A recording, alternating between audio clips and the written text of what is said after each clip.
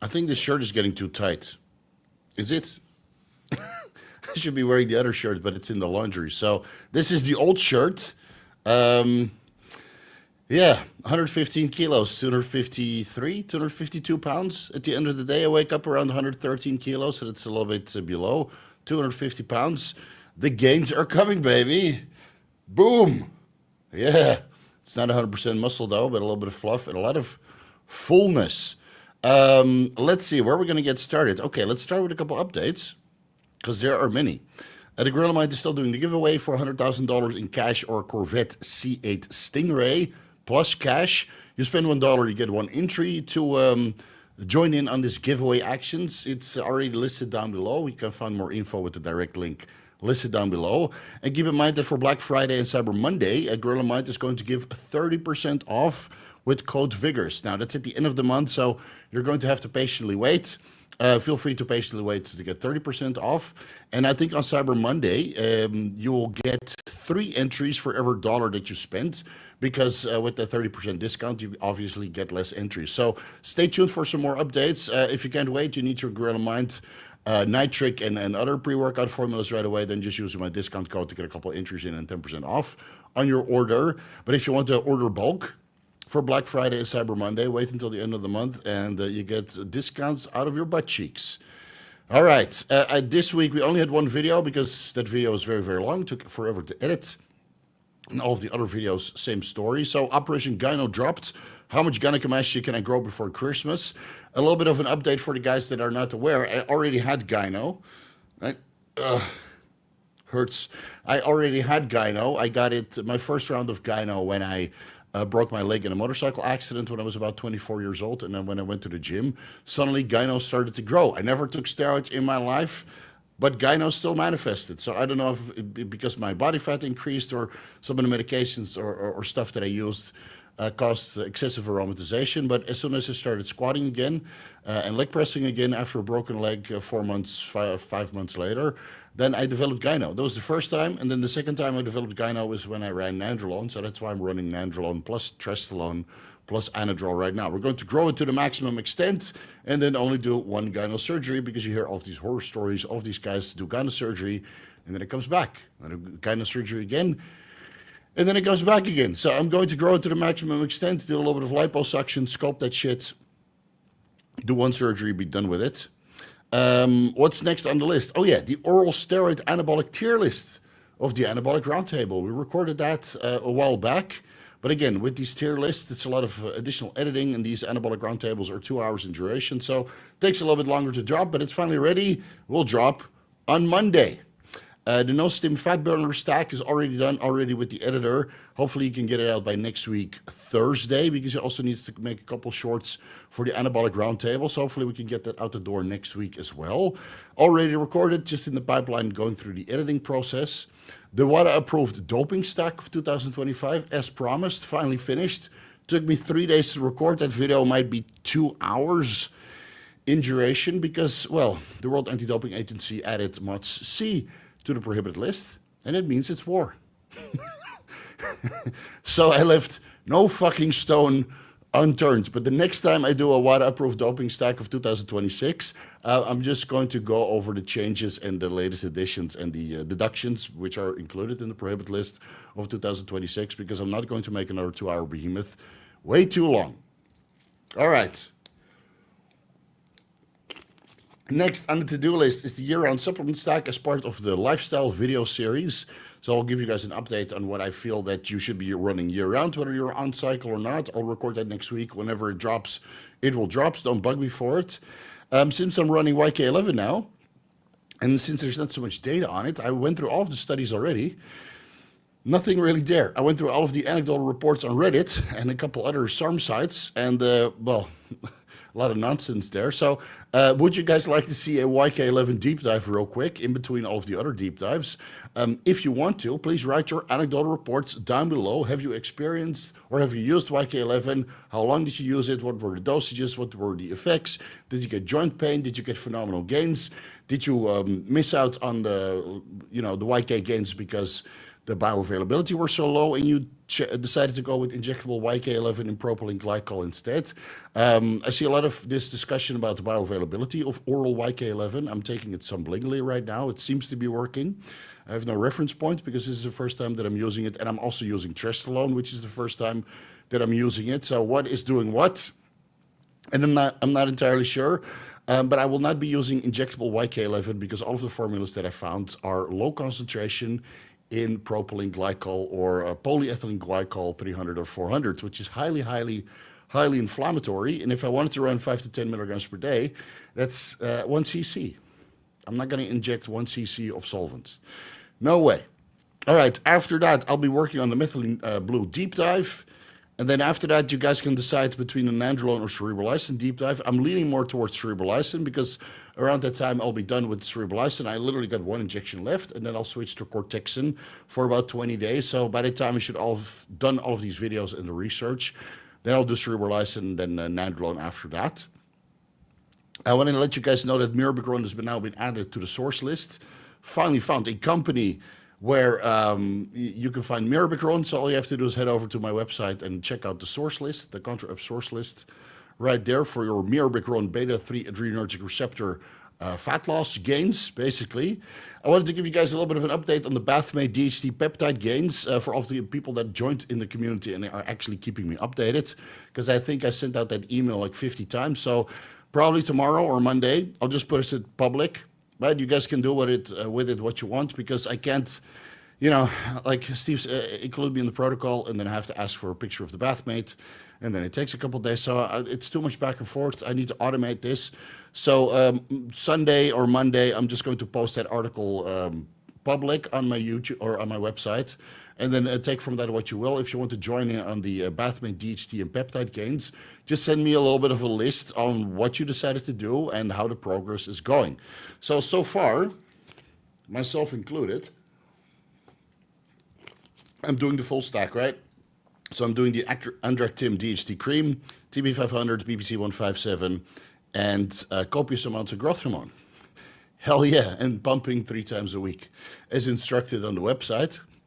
So my Bathmate gains, including the community, this is basically a range. Average, 3 millimeters to 6 milliliter, not milliliters, millimeters, 3 millimeters to 6 millimeter gains in length, and 4 to 10 millimeters gains in girth. Now this is post-pumping, post-administration of the DHT cream and the peptides and the growth hormone, obviously, even though the growth hormone I do before bed and I do the pumping a little bit earlier. So that's not the perfect timing, but if I do it too early, then I fall asleep literally with my junk in the Bathmate, and that's not the best approach, obviously. So based on my results and all of the results of people that are actually keeping me updated, 3 to 6 millimeters gains in length and 4 to 10 millimeters gains in girth. If you want to join in, make sure you get yourself a Bathmate. The link is down below in case you don't have one. Monday, Sunday, the full protocol will be published publicly. And I wanted to do a video about 2 Trenbolone studies, but I couldn't really spin it in a video. My sincere apologies, Timothy Piaskowski. I couldn't really get a good video out of it. So I'll just link the citations down below. If you want to see the 2 biggest sample sizes regarding Trenbolone use, then these are the 2 studies that you want to read. The first study is, I think, 30 people, and the second study is 283 people using Trenbolone and various other steroids to see if it induces roid rage. All right. What a mouthful. We're already 9 minutes in, and I didn't answer a single question. So let's get started. Oh, by the way, I feel sickness coming on, so I'm not sure how long I'm going to last. I took 1.5 scoop of Gorilla Mind Respawn, and I'm on copious amounts of nootropics from today for recording the last segment of the wide-approved doping stack of 2025. But at one point or another, all of that is going to metabolize, and I'm going to succumb to the sickness, right? Are you down with the sickness? That's right. Are you disturbed like I am? Oh, well, you guys know the song. Okay. Too much nootropics. Let's see. First question here today is from John Furious. Total testosterone, 730 nanograms per deciliter. LH, middle of the range. SHBG, middle of the reference range. But prolactin is 46. Holy moly. Somebody's been smoking weed every fucking day or taking kratom. Have already gone on 2 grams L-tyrosine and vitamin B6, P5, P4 to 5 times weekly. Can't use Dostanex. What could be wrong? Could be a pituitary adenoma, or you're using something that is increasing prolactin levels like wheat, kratom, or something else. So ask ChatGPT what could possibly raise your prolactin levels, and then mix and match on what you're doing. But again, it could be a dopamine deficiency. That's the most likely. But if 2 grams L-tyrosine and vitamin B6, P5P, 4 to 5 times weekly doesn't cut it, then maybe you need more L-tyrosine. If you can't use Dostanex because you want to stay natural, and even though Dostanex cabergoline is not included in the prohibited list, so technically still have NADI approved, I would look for the cause. So if you can't find the cause of dietary practices or recreational drug practices, it could be sleep deprivation, but it could also be a pituitary adenoma. And there's so many causes of elevated prolactin levels that you just need to address them step by step. And addressing a pituitary adenoma is just diagnosing that with an MRI and then leaving that be, because you can't do anything about it. And at least your LH is still normal. So next one, Tiger Fan. How's the joints of steel treating you? Very interested in running this. It's either that or adding in DECA. These old joints are tired. So far I noticed slight benefits, but again, I'm also running Nandrolone, so that could be like the Nandrolone and in combination with joints of steel. I think the joints of steel formula is just going to be a slow burn, basically. So I'm going to run 3 bottles. I'm doing 1 cc in the morning, 1 cc in the evening, for a total of 480 milligrams of this particular combination of glucosamine, chondroitin, etc., for every single injection. And then I'll run that for, let's see, it's 20 milliliters, so that's 10 for a month in total. And then I'll assess if I want to continue or if I got all of the benefits out of it. But so far, so good. Yeah, my joints feel a lot better. But again, I'm also on Nandrolone and Tresolone. I'm letting my estrogen run wild. That's why I can't fucking talk. So how much this is contributing in the full stack, I'm not entirely sure. Also on collagen, peptides, hyaluronic acid, and vitamin C. I'm sure all of that is giving me tremendous synergy. Even though the left knee is still feeling a little bit off, but it only feels off when I'm sitting in a wrong position. So as long as I raise my knee a little bit, then it's okay. I don't feel it during the workout. It's just mostly sitting in a chair, and then it's hanging or just positioning it wrong, and then you get like old man compression, basically. So we're working on it, but so far so good. Yeah. Okay, a couple member questions that were posted earlier on. BMX Sharks ask, what's your take on low dose DNP 50 to 100 milligrams per day, 2 to 3 week cycles? No, just fucking no, don't do it. Antoine Vollant and Dr. Wayne Jackson just released a podcast. You can find it on his YouTube channel, easy, quick fix, quick search on YouTube. 1 hour discussing DNP and why it's so terrible and why it's not a good idea. So even a low dose, I'm not for it. Same as BAM15, I'm not for it. And then there's another mitochondrial uncoupler that's way more potent than DNP that people are also using. Apparently, I read that in the comment section. I'm not interested in doing research in these compounds. I'm not interested in running them. I ran DNP a long, long time ago, and I vouched never to take it again. I said the same thing about Trenbolone, but after doing the research, I was like, you know what, fuck it, let's give 25 milligrams per week a try. Everybody tells me that I'm crazy, but I'm still bigger than the people that call me crazy. So there's your fuck you for those guys. And with DNP, I just don't want to do the research to convince myself to give it another run, because I know how I felt, and it was way worse than when I was running high-dose Trenbolone. And I ran low dosages of DNP. So no thanks. You know, whatever you want to do with your body, your responsibility. Just make sure you do the research and watch that podcast with Antoine Vollant and Dr. Wayne Jackson. Naxu asks, I have multiple partially torn tendons in the rotator cuff from Muay Thai and benching, which are also partially off the bone. I tried stem cell injections yesterday. Do you have any experience with that? No, I have no experience with stem cells. I never really looked into it. It's such a niche and very expensive treatment that I would rather leave it to the professionals that are also offering these kinds of treatments. Dr. Adil Khan, Bioaccelerator, you know, there's so many of these companies out there that offer stem cells. Maybe you can even get it locally, like here in Thailand, to offer stem cells in the United States to a certain extent. But get an MRI, see if you need reconstructive surgery or reattachment surgery at least, because if it's partially torn off the bone, then again, stem cells TB500, BBC 157, GHK copper or not, these tendons are not magically going to regrow together. You are not Wolverine. So do an MRI, see how bad it is. Immobilize it, reattachment surgery, and then take it from there. Knox also asks, in your PED for Fighters videos, you recommended equipoise that gave me boldenone flu. That doesn't exist. You're injecting synthetic carrier oils. You're getting a flu from the injections because they're highly solvents. And these solvents are literally dissolving your body from the inside out. So switch brands and it will never happen again. But then again, for fighters, I would recommend TRT and then methods to improve oxygen delivery in the form of erythropoietin, methylene blue, myoinositol tripyrophosphate, etc., etc., etc. Please watch that video again so you get it. What will be the downside of switching out equipoise for Primo? TRT and optimizing oxygen carrying capacity. The more MMA fighters I see running steroids, the more I see their stamina and endurance and overall performance in the ring go down. TRT, that's it. Morphix asks, hey Steve, do you have any thoughts about Cloprostenol, PGCL for fat loss? Here's a case study that I've read about that compound, also what's your recommended daily dose. So I'll link that study down below. Cloprostenol is basically, what is it?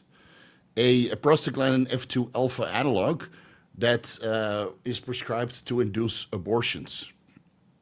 Now, if you take that as a man, you shit your brains out, as is well described in that patent link from Google.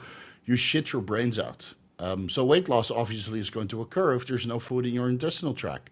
This is actually being used, or similar medications is actually being used the day after carb loading before getting on stage to allow you to pull a vacuum. Yeah, it's been used for a very, very long time to evacuate all of your bowels. It's a little bit of a painful process, obviously, because you get these intense contractions, way more than Dulcolax. But yeah, this is a way to kind of get a flat stomach and allow you to pull a vacuum. It's not sustainable, though. So I'm not sure about dosages. Usually when it was used, what I heard through the grapevine is just one serving, one tablet of whatever it is that you used. But I never recommended it. I only heard it through the grapevine that similar sorts of compounds that completely inhibit progesterone synthesis are being used, which would otherwise be recommended to induce a late stage abortions in women. So look somewhere else. If you're interested in fat loss, look next week for the no stimulant fat burner stack. Yeah, I offer way more alternatives. Tiger fan asks, hey coach, taking L-carnitine 600 milligrams per 1 milliliter daily before fasted cardio. My ass is starting to feel like a pincushion. Not sure 1 ml is sustainable for SubQ. Any thoughts? Yeah, go SubQ. Or switch brands. Like in my Control F source list, I have plenty of alternative carnitine sources that are not very painful. I mean, the Ratio Farm that I use, 100 or 1,000 milligrams per 1 milliliter, no post-injection pain, man. I put a half a cc SubQ, 500 milligrams, and I don't have any issue. So, man, Tiger fans on a roll today. One more. Potassium on recent blood work is 5.7. That's a bit high. Yeah, that's out of the reference range. Concerning high, yeah. This is not good. I've read that some say that magnesium intake can cause this. 600 milligram magnesium glycinate nightly is all I supplement. Okay. So what most likely happened, you're either on a combination of telmisartan and nebivolol and supplementing with potassium with every single meal. And even then, it's rare for serum potassium levels to go high, although it is a possibility. Right? If you're very consistent with your potassium intake, it shouldn't happen. I mean, personally, I'm running 40 milligrams telmisartan and 5 milligrams nebivolol, and so far my potassium levels are within the middle of the reference range. What is very likely that what happened is that when they draw blood for analysis, that they punctured your vein a little bit further, went into the skeletal muscle underneath, and now some of the potassium in the skeletal muscle, which is found plenty in skeletal muscle, is leaking into the sample, the bloodstream. And now skeletal muscle potassium is detecting as a serum potassium. So if you had a lot of bruising, like let's say they put it here, right? And you had a fuckload of bruising because they went through it, they punctured holes on both sides, the top and the bottom, then they can't make up their mind. Is it top or bottom? I don't know what happened. So the potassium is then leaking into the bloodstream, giving you a false reading. So maybe check it again, tell the nurse to go a little bit slower and a little bit less aggressive into the skeletal muscle, and then see what's going on. But then again, you're having some issues with the carnitine, and you're having some issues with the boldenone. Right? Was that you? Where is it? Maybe that's not you. Was it you? Joints of steel? Never mind.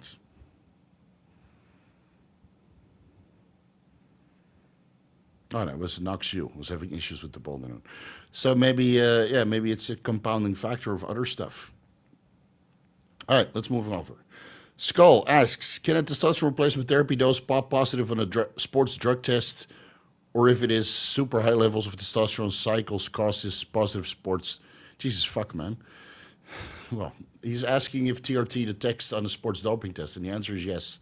Either through the skewing of the testosterone to epitestosterone ratio, but for sure if they use carbon radioisotoping to determine where the testosterone is coming from, and then they can easily detect that the testosterone is coming from exogenous sources. So if you're on TRT, you're going to fail, unless you figure out the detection time, and then you let your exogenous testosterone levels decline to the point it matches your epitestosterone levels from endogenous neurosteroid conversion into testosterone and epitestosterone.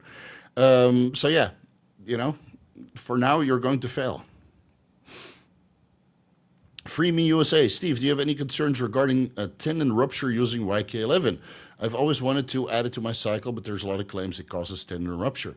So going through those Reddit reports and SERM cycle reports about YK-11, all the, especially when they post blood work, they all show classical signs of Winstrol, right? Crushed SHBG, crushed HDL, dry joints, tendons, ligaments, and torn muscles. Sounds like Winstrol to me. And if you don't have so much experience and you're just a SARM goblin, right, and you're going from RAD 140, Ostrine, etc., and your testosterone and estradiol levels are already low and you have minimal collagen synthesis, then you go to Winstrol, a real steroid, and you're already in this compromised and non-informed environment, and again, the SARM's circuit is poorly regulated, even worse than gray area peptide websites, because at least those guys are ballsy enough to send their samples in for third-party testing. But good luck getting that from a SARM website. It's probably Winstrol. I haven't looked at the cost of the raws, but I know that Winstrol is reasonably inexpensive. And it wouldn't surprise me if they just put 10 milligrams of Winstrol in there, and then you're running 30 milligrams of Winstrol instead of 30 milligrams of YK-11. I don't have any sore joints. Then again, I'm running nandrolone. My estradiol levels are high. I'm running tristelone. I'm running anadrol. I'm very experienced. All I get is just insane pumps. I wake up pumped, and I go to bed even more pumped. Yeah, it's good. So far, so good. Again, if you want me to make a YK-11 deep dive, let me know your anecdotal experience down below. Brandon, Trump. Yes, my net worth increased almost 10% since Trump came to office.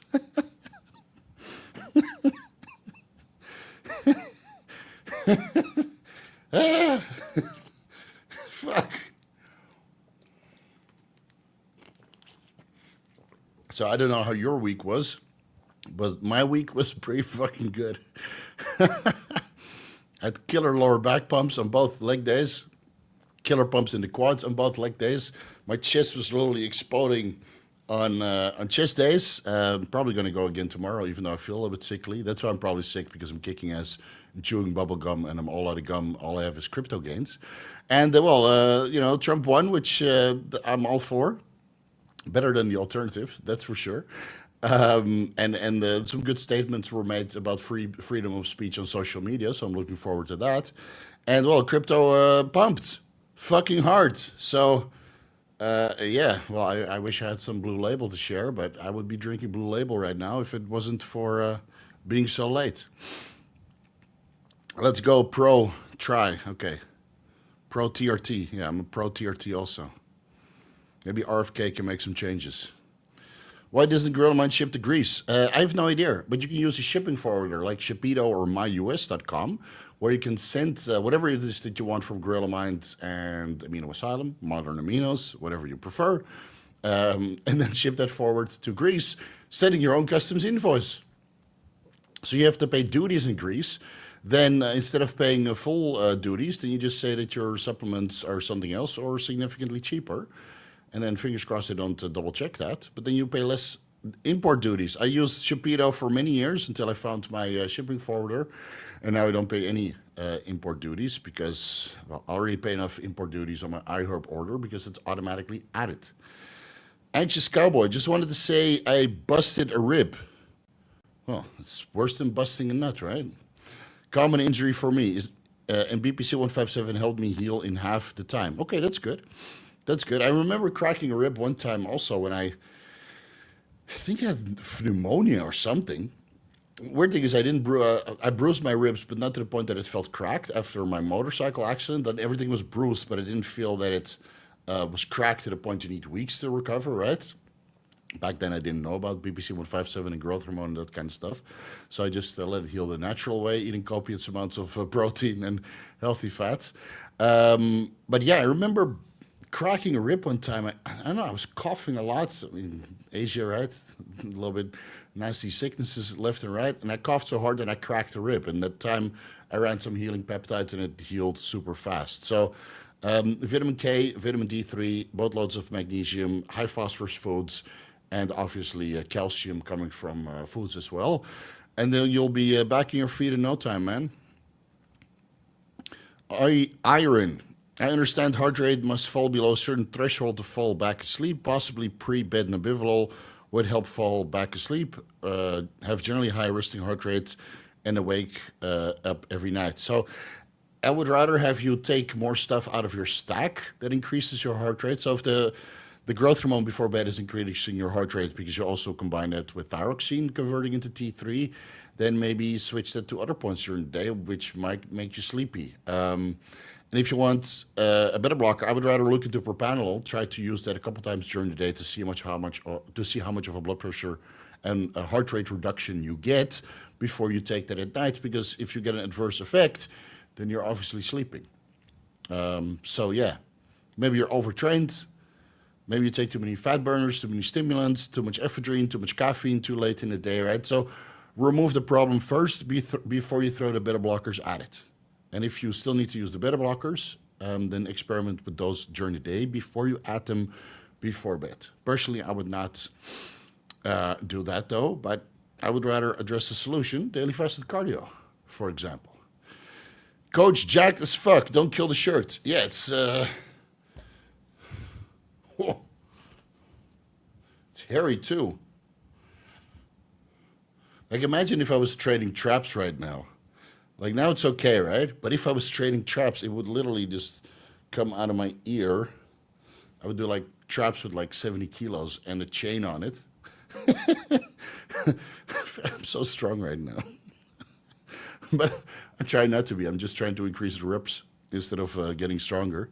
But before I would do like, 12 reps with 70 kilos per side and then use a 45 kilo chain on each, but that would, come off the floor. So how much extra? Well, let's say 20 kilos extra. So 90 kilos, right? That's almost 200 pounds.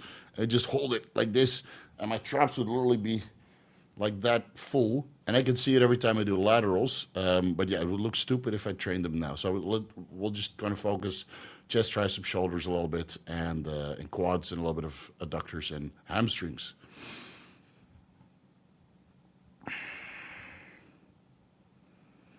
Let's see. What blood tests we need to do before HCG monotherapy? Check out your hormone markers. On my website, I have a very extensive list on all of the markers that you need to check before your first cycle, whether that's exogenous testosterone replacement therapy, full-blown steroid cycles, or HCG monotherapy. Go over to my website, check your estradiol levels, your estrone, estriol, if possible, testosterone, total and free, diet testosterone, luteinizing hormone, follicle-stimulating hormone, fasting cortisol levels, and then if you want, fasting insulin, fasting growth hormone, and fasting IGF-1. That at least. And then do the other markers if you can. If you're from India, which I'm suspecting, then blood work is very inexpensive. You get next day results. So check everything. That's included in the blood work checklist before your first cycle, something like that. It's like second article from the top. So it's all listed there. Would adding some fats, 100% dark chocolate to whey hydroxylate shake lower absorption rate instead of it turning mostly into glucose? Yeah, maybe. You can also add the whey hydroxylate to yogurt and slow the absorption down even more. And then you get some additional protein. So, whatever you prefer. Bro, that shirt is crazy. Oh man, you haven't seen any of my other shirts then. That's the Vigorous crew shirt. Yeah, I gave all of them away. I gave 10 shirts away. I hope people were happy. Aaron, what's up, bro? In the comments, begging for 3 more subs so I can hit 1K before I go to sleep. Okay. Guys, do me a solid. Subscribe to Aaron's YouTube channel. And then I want you to post the comment. Let's see. Let me link Aaron's YouTube channel down below.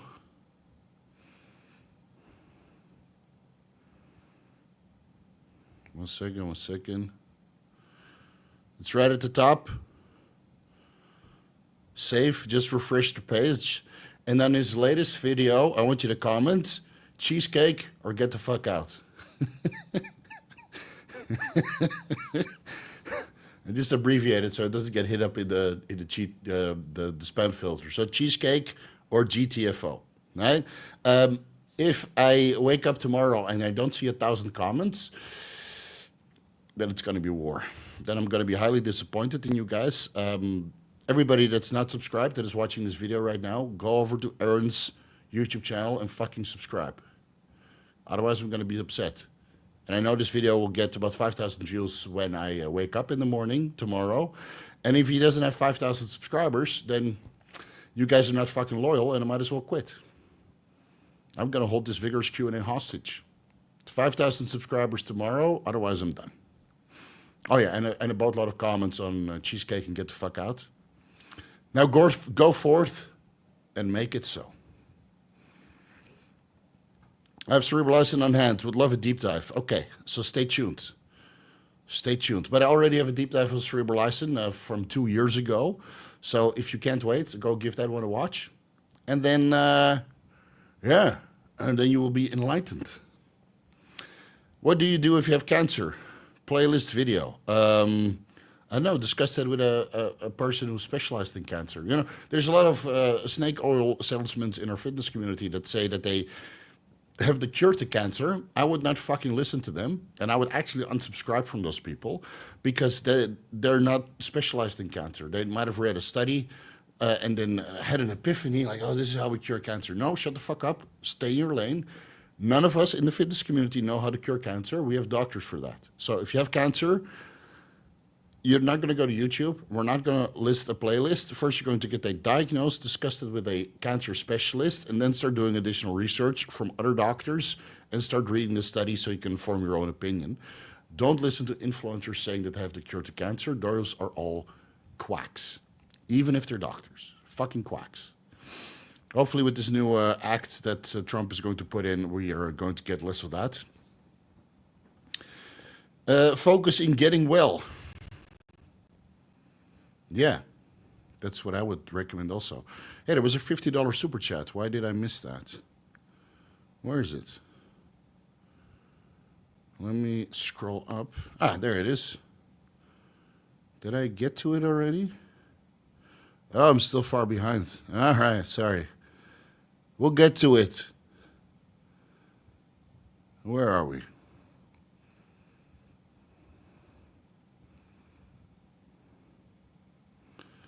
Let's see. Tirzepatide, Aaron tells us Tirzepatide microdosing is going very well. In theory, Tirzepatide or Reta could be super anabolic in the off-season based on nutrient partitioning and blood glucose regulation, etc. Any thoughts on this and from what you've seen? So I've heard Chase talk about this, but I haven't done the research. And I think the nutrient partitioning effects and the blood glucose regulation is coming from the appetite suppression, and thus you get better blood glucose regulation and nutrient partitioning because you're eating much better than before. So from what I understand and from what I've read so far, but it hasn't been extensive, this is only in the context of people who are metabolically fucked and not very physically active. How much of that translates into people who already eat fucking healthy, do their daily fasted cardio, and go to the gym regularly? I'm not entirely sure, but eventually I will get to a Ruptures and Tirzepatide deep dive. But I'll probably have Chase on at one point or another to convince me, because he's done a lot of research as of recent. So yeah, maybe he has more insight into it. But from everything that I understand, I would not run retatrutide in the off season. I would just eat and let the cardio and the metabolic, activity keep my nutrient partitioning and blood glucose regulation going. So I know that the Tirzepatide and retatrutide is going to be highly effective when I run it again when I'm cutting, because you build up a tolerance. That's the problem.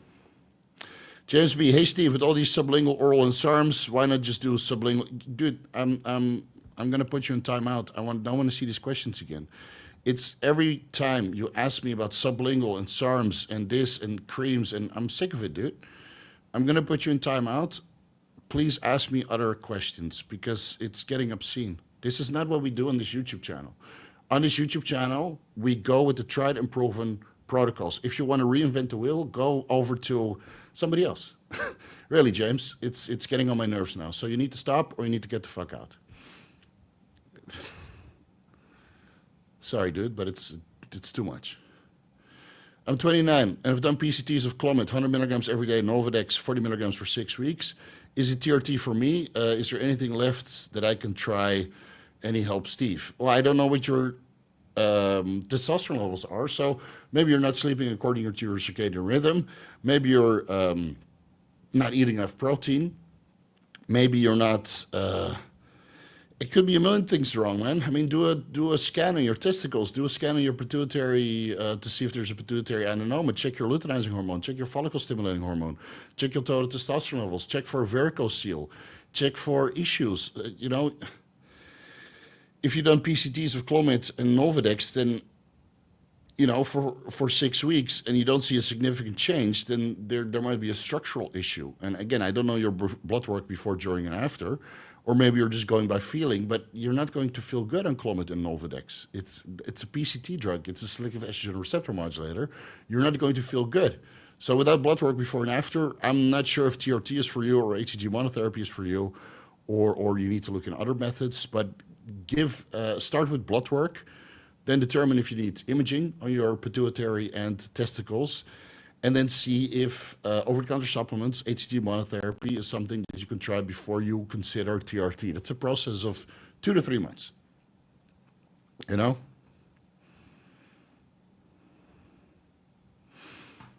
Let's see. Aaron also says, make a dose black seed oil before that sickness hits.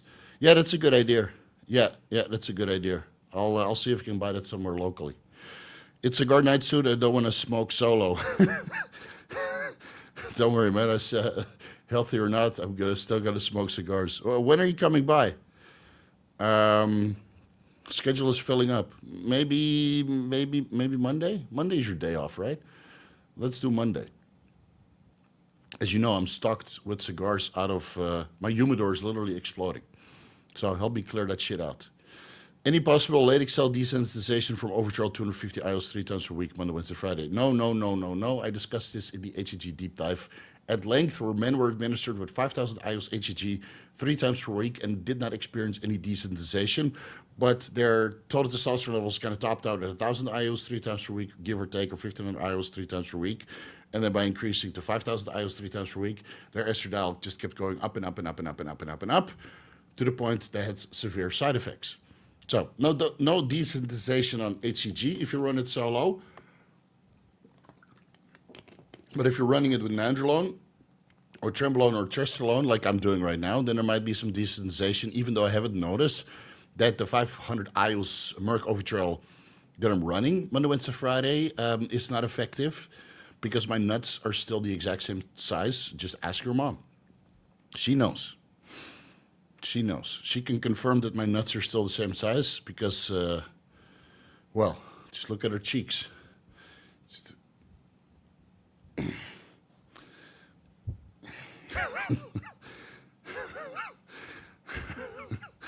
just imagining it.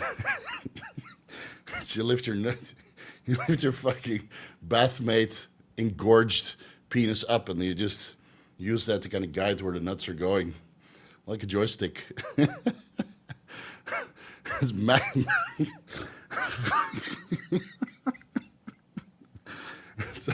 Maximum teabagging.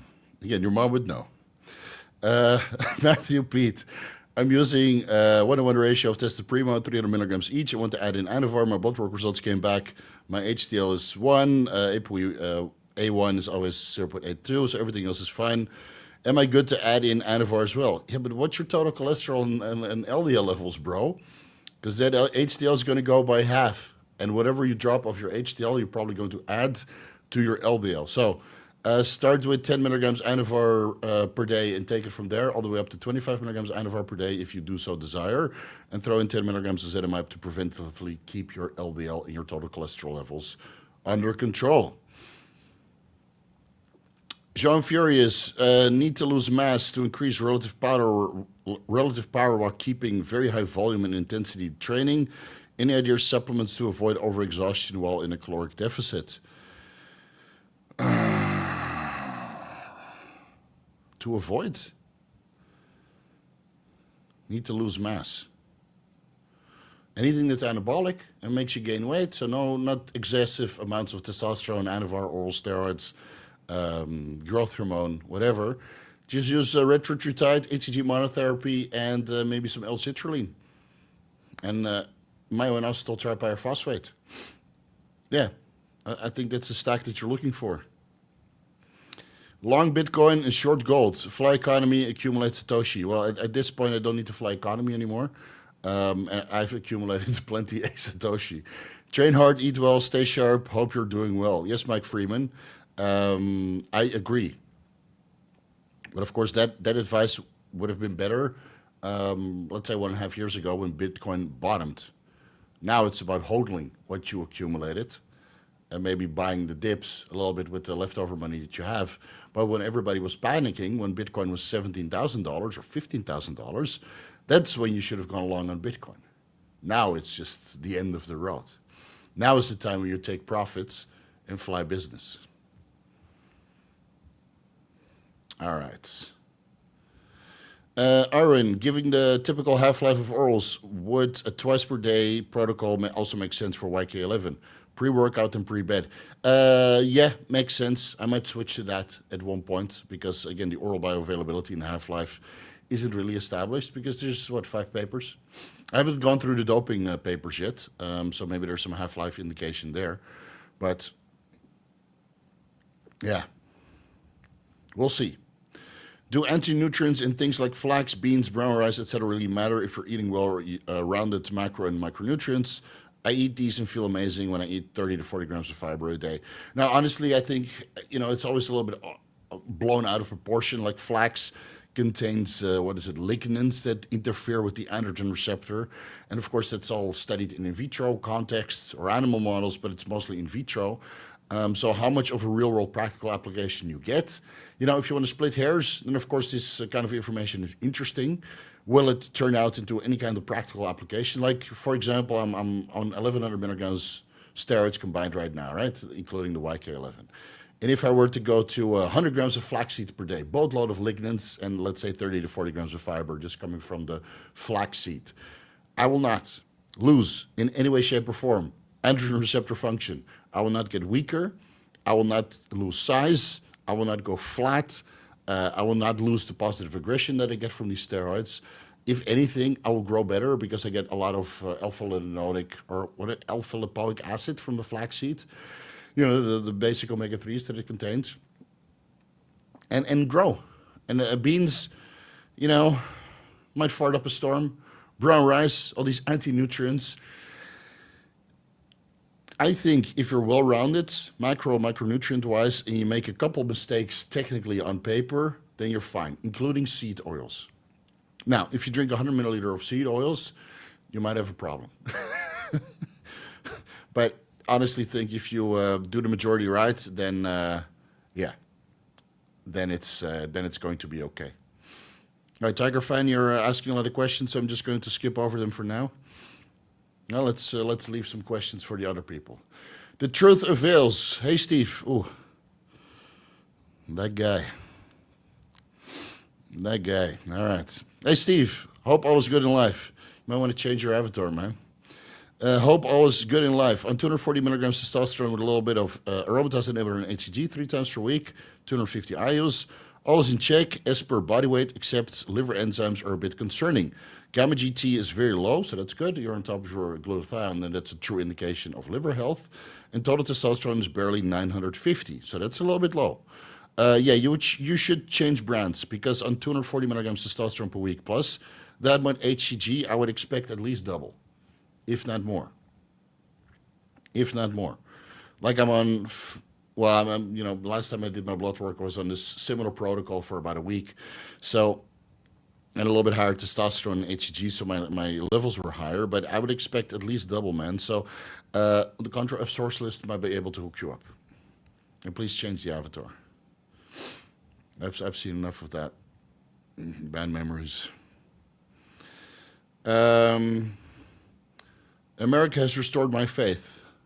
Woke, be gone. Well, unfortunately, everything that we're consuming that's coming out of America is Hollywood, and those guys are woke AF. Fucking hell. They're all crybabies right now. I'm going to leave America. Well, nobody cares, dude. So is it possible to dilute my Primo 200 milligrams for 1 milliliter? If so, what would you use? I'm trying to get to 100 milligrams for 1 milliliter and don't know what I should use. Figure out which carrier oil they use and then find a USP grade, like United States Pharmacopoeia grade on Amazon. So you still have to filter that through a Wattman filter just to be sure.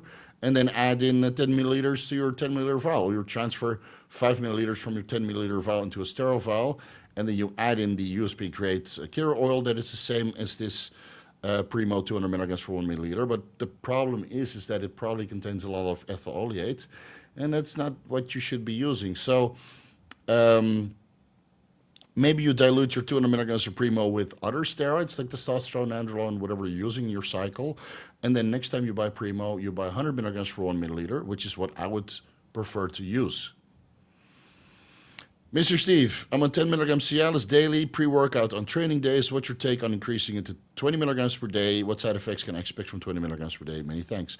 In my research in the Cialis deep dive, I did not see any benefit beyond 5 milligrams daily or multiple times per week. So just keep it at 10 milligrams daily. If you want more pump, glycerol, Grillimod nitric, injectable pre-workouts from Amino Asylum or Modern Aminos. Diisopropylamine Dada. Fuck, I always forget this name, unless I have it in front of me. Dada, man, that gives you pumps. Anadrol gives you great pumps. Pre-workout sodium gives you great pumps. So just keep the Cialis here. 20 milligrams is not going to give you any better pumps because you've seen 10 milligrams already maxes out the phosphodiesterase 5 inhibition and nitric oxide levels. And then you need to stimulate the pump with other mechanisms, which I just highlighted. So spread the love around. Wellbutrin and methylene blue for 2 weeks at 5 milligrams with no issues. Okay, so that's also good to hear. So Wellbutrin is a selective norepinephrine dopamine reuptake inhibitor. Is it also a serotonin reuptake inhibitor? Wellbutrin.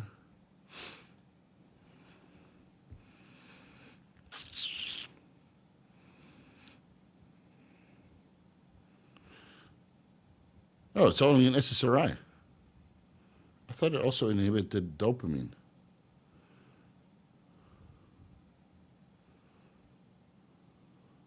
Fuck, I want Brupoipin. No, I want Wellbutrin. Jeez, what the fuck is this classified at?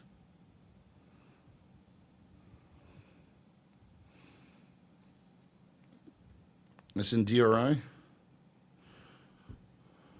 SNRI? DNRI.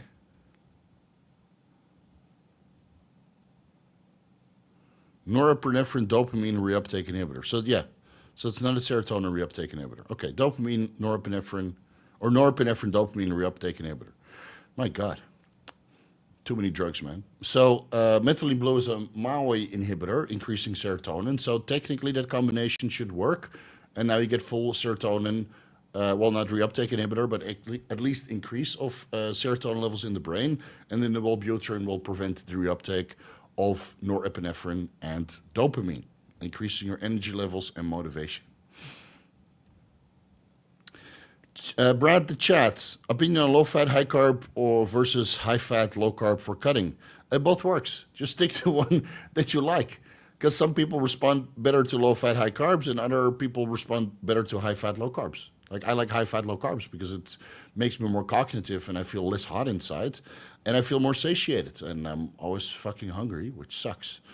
So also, what's the best rep range exercises for bad knees? In that case, I would do high reps, very a long time under tension with pauses at the top and the bottom, so you don't have to load your knees as much as possible and you really focus on your quads. That's what I'm doing right now, even though the weights are still relatively heavy. I just did a leg press with 8 plates.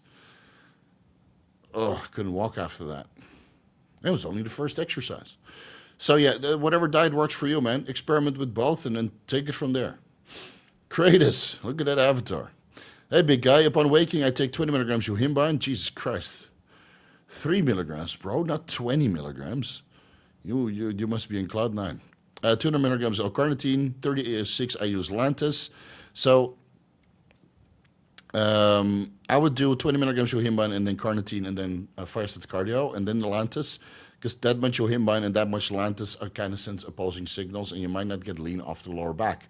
You can probably get better results if you take injectable glucagon with a low dose yohimbine or Helios with a low dose yohimbine. Inject that where you want to lose fat, then do your cardio and then inject the Lantus and,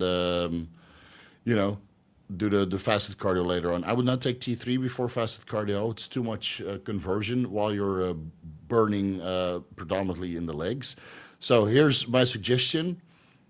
3 to 6 milligrams yohimbine, 500 milligrams injectable L-carnitine, a couple puffs of salbutamol, but preferably just injectable Helios, 20 micrograms clenbuterol, and, then you don't need to take the oral yohimbine, obviously. So you just take 20 micrograms clenbuterol and 1.5, 2.5 milligrams yohimbine injectable, split bilaterally into the site that you want to lose fat in, and then half a milligram glucagon. Again, same administration route in the area that you want to lose fat in.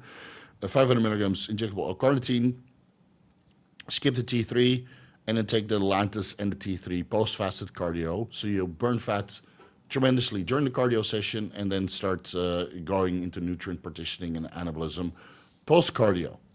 Anything you would change to improve fat burning? So that's my suggestion. Maybe throw in a little bit of Mirabicron as well. Even though it has a long half-life. Yeah. Watch the non-stimulatory fat burner stack where I go into stacking of a million different compounds. Talking about traps, what's your go-to exercise? When people ask you something, you just say, I don't know. Steve, is it full moon today? I don't know. Steve, what do you think about MK677? I don't know. And then at one point you get huge fucking traps. It's very relaxing also because you don't need to constantly explain everything that people are asking you. I should make that my job. That's why I have shitty traps, because I always go into explain mode. Yeah, so when I was still training traps, I would do some sort of high row, right, to kind of get it started. So that's chest supported high row. I still do that, but I mostly feel it in the lower or in the rear delts, in the rhomboids. And then at the end of my back workout, I would do dumbbell rows first, or dumbbell shrugs first with the chain on top to make it a little bit heavier. Do 2 sets there, 1 working set, 1 backup set. And then I would either go into the flat, the laying chest press machine where you load the plates around where you have the handles. Put that full stack, do like 2 sets there, 1 working set, 1 backup set. And then you can, in the cables, it's a little bit of a weird exercise, in the cable crossover place, you can kind of grab the cables like this, and then you pull like into it, like this. And I always really felt that it was a great finisher movement. Now, it looks absolutely silly because your arms are kind of out like that, to the bottom of the cable crossover rack. But I found that gave me much better stimulation of my traps than barbell shrugs, for example. So that would be my suggestion, but modify it according to your own needs. In regards to the fasted cardio, would adding 25 milligrams ephedrine make a noticeable difference? Yes, especially if it's injectable. Things is in the off-season bulking context and hunger is still high. Okay, so I would not run all these fat burners while you're bulking because many of them are actually counterproductive to your bulking because they increase your metabolism and, increasing your central nervous system and the stimulation thereof, how much are you going to grow? So I took all the fat burners out besides mitochondrial upregulation. So I would rather run SLU, PP332, MOTC, and methylene blue during the off season with T3 while you're also eating to promote, mitochondrial function and nutrient partitioning alongside the insulin. And then forgo the ephedrine, forgo the yohimbine, and forgo everything else. Because why would you run these compounds in the off season when you're just preventing muscle gain by increasing your metabolism and shuttling that away from the muscle building process, because now you're basically burning these calories away in an attempt to get lean. Embrace the fluff. It's that fucking simple. Or run high dose growth hormone, which kind of prevents you from getting fat in the first place. Now I would rather spend my money in high dose growth hormone before bed, because that would make sure that you don't accumulate too much body fat, and then it's easier to get lean for your next phase, and you're sensitive to all of the fat burners because you didn't run them for 6 to 9 months while you were bulking your socks off. How to recover luteinizing hormone, follicle-stimulating hormone after HCG monotherapy. How to do a PCT. So I have a PCT video on my YouTube channel. It's very easy. You would do enclomiphene or clomid with Nolvadex, and then run that cookie cutter protocol for 4 to 6 weeks. And it really depends on how long you need to run that, based on how long you ran HCG monotherapy. Because if you did HCG monotherapy for a year, that your LH and FSH secretion is downregulated, but your testicular function is severely heightened. So replacing this supraphysiological amount with HCG with LH might not give you a desired result. So again, run maybe 50 milligrams clomid per day before bed, and 40 milligrams tamoxifen before bed per day for 2 weeks, and then half the dose for 2 weeks. Do your blood work, see if luteinizing hormone, follicle-stimulating hormone, total testosterone, and estradiol levels are sufficient. Then you can stop. And if that's not the case, then you go to, you go from 50 clomid to 25 clomid to 12.5 clomid, and from 40 Nolvadex to 20 Nolvadex to 10 milligrams Nolvadex before bed for another 2 weeks daily. And then if that didn't get the job done, then, wait 3 months, because eventually it will come up. And if it doesn't come up after 3 months, then go back on HCG monotherapy again. But then it's for life. Mike Freeman. Aaron, YouTube content pretty solid. All right, Aaron just got a sub. Good. Wow, I'm only 30 minutes behind. Man.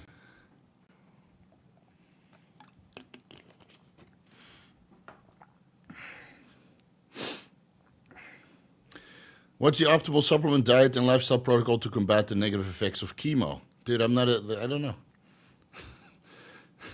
Is there such a thing as post-chemotherapy? Guys, I'm not a doctor. Go ask a doctor. This is a medical condition that I have no experience with, so you're asking in the wrong place. And I'll take your super chat because you know better than asking me these questions. Normal blood glucose when waking up, 70 to 100 milligrams per deciliter. Chase's roid race was pretty much all about Ruptures. I suggest they watch for all the Ruptures questions. All right, I'll give it a watch. Thoughts on Amino Asylum? Well, I'm repping them, so I fucking love those guys. Yeah, I've used almost all of their products, and they were all great, especially the injectable pre-workouts. Good shit. Dan Lagrang, oh, what's up, bro? OG1, thanks for all that you do. My pleasure, buddy. I'll see you at the Arnold Classic, Ohio. So I got gold VIP tickets, and then he got the seats next to me, so that's going to be a lot of fun again. Yeah, can't wait. Monstrously hung Decadick. Yeah, that's hung to the max. If you had all the wisdom and experience you do now, but would never touch PEDs, what would you do differently? I don't know. Less experiments, because obviously I would know what worked for my body, but I would still run multiple different compounds at the same time, all at low and effective dosages. So, and I would buy in Bitcoin earlier, obviously. Conor McGregor, supplement manufacturers and seller here. Any crazy cool single ingredient compounds you think needs to be in more formulas? SLU PP332, myoinositol tripyrophosphate, methylene blue, and MOTC is readily available. I think that's it. ITTP is hard to find. Methylene blue in capsules is hard to find. And SLU-PP332 is, well, on the sources that I rep, but there can always be more sources that carry it to bring the price down a little bit. I have a little bit of healthy competition. It's not the end of the world. Sammy the Storeman, can DHT topically on the testicles cause systemic and cause hair loss? Yeah, if you apply enough of it, and you shouldn't apply it to your testicles, you should apply it on the shaft before you do the Bathmate pumping protocol, so you can get max penile gains, like this. You put it on the table and it's just earthquake. Yeah. Teach those BBLs a new lesson. Boop, boop, boop. My average spot was 18.8. Okay, that's good. Been accumulating all since 22 and 23. Did sell around 48K at the 6.18. Yeah, good. But the alts wasn't ideal. Bitcoin has been up and the rest of the market lagging. Yeah, I would only buy alts from this point onwards. I didn't buy any alts. I traded a little bit of Ethereum, and then I said it was bleeding, so I sold that off. I had a couple trades on Dogecoin, which I bought at fucking bottom, and then I just let it sit, and then I saw some news, and it went up 3x, sold it. So right now I'm in a couple coins, but it's still the majority Bitcoin, man. And Bitcoin will go up. At one point, Ethereum will really start to rally, but I do have a good position in Ethereum and AVAX and Solana. Right, and then a little bit of Doge, a couple of meme coins, why the fuck not? But the large majority is in Bitcoin. Then at one point, Sol or ETH or both are going to run, and then the altcoins are going to run. So you move your money from Bitcoin when it starts at top to ETH and Sol, because a lot of the altcoins are based on ETH and Sol networks. And then you move it into altcoins. It's not rocket science. And if you don't know when to do that, then you ladder out. Yeah, you have 5 selling points, 5 transfer points over the course of a couple weeks. You'll make money, man. I know omega-3s can increase HDL levels, but can it also increase LDL levels? Not that I'm aware of, but maybe it could. Boss, let me know how men treat you. Well, so far so good. I feel fucking great. No, high test, high DECA, high ment, high estrogen, high methylene blue, fluvoxamine, making money, pumped to the gills, feeling fucking jacked. I mean, life is good, dude. It's definitely a love-hate compound for most. I like it at 150 milligrams per week. So right now I've been on for 3 weeks, right? When did I come back? 2 weeks or 3 weeks? No, 3 weeks. I did blood work on Saturday the 26th of October. 1, 2, 3. Yeah, 3 weeks. So I'll probably give it another week, kind of see what the gains are, and then I might increase it for the remaining 1, 2, 3, 4, 5 weeks. Yeah, maybe go to 500 test, 500 DECA, 150 mint. Why the fuck not, man? Make some serious gains.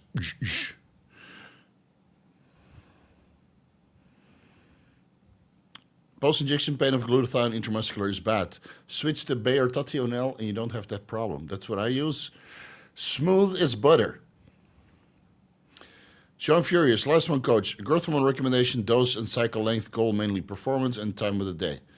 Well, growth hormone doesn't really have a direct performance boosting effect. Usually training on an empty stomach, so it could be around that time. Yeah, I would do it then intramuscularly about an hour before training, so you get a little bit of lipolysis and glycerol release, so the growth hormone can give you a nice fat pump. That's what I always got from growth hormone pre-workout. It gives you a nice fat pump because the glycerol pulls a little bit of water in. Not all the glycerol gets converted into glucose through gluconeogenesis. Some of that actually goes into skeletal muscle. It's the glycerol backbone that stores the triglycerides in adipose tissue, so that the adipose tissue releases triglycerides and the glycerol backbone right into the bloodstream. The triglycerides you can absorb in combination with L-carnitine, so that's a good stack, L-carnitine and growth hormone intramuscularly or subcutaneously if you prefer. About an hour before workout, and then as you start working out, all this glycerol is being released. Now you absorb that, and you get a big, fat, juicy pump. Yeah, so if you consider that performance, then by all means, go for it. Even low doses of tadalafil or sildenafil give me horrible sciatic nerve pain and clogged nose. How do you get past this? Just use something else. Just use something else, man. Use PT1 for one. Use oxytocin, or if you want to get a pump, use Anadrol and Anavar. Right? Yeah, or try to address the clogged nose. Maybe you're allergic to something. Maybe you're allergic to the binders in the tadalafil and Cialis. Maybe all you need to do is switch brands, and then problem is solved. But could be multiple things that you need to address. Could you overview test AI versus test and EQ? Interested in adding EQ or boldenone cypionate? Boldenone cypionate is horrible for post-injection pain. Just stick with boldenone and desonate. For added connective tissue support, boldenone is not very good for the connective tissue. Primobolan and nandrolone is far superior. Hair safety and cosmetic effect. Yeah, it's to be debated. But you'll get more of a performance boost combining test and EQ than using test and aromatase inhibitor. And you also look better cosmetically because testosterone just thickens the skin a little bit. Man, my skin got fucking thick these last 4 weeks or 3 weeks that I've been on test, Deca and Ment. Also getting fatter, obviously, but can clearly see the difference from coming from a cycle with DHT derivatives to a cycle with progestogenic 19 Norse. Like even on my forearms, you just look like all the veins are a lot less pronounced, less dick veins. And the faces, well, can be a whole lot worse. So it's whatever you prefer, man. But if you want to go for hair safety, then nandrolone only. It's good for the connective tissue. And then you might be estrogen and DHEA deficient. So there's no free rides, man. For cosmetic effects, test an EQ. And for connective tissue support, test Primo, low dose Deca. That's what I would do.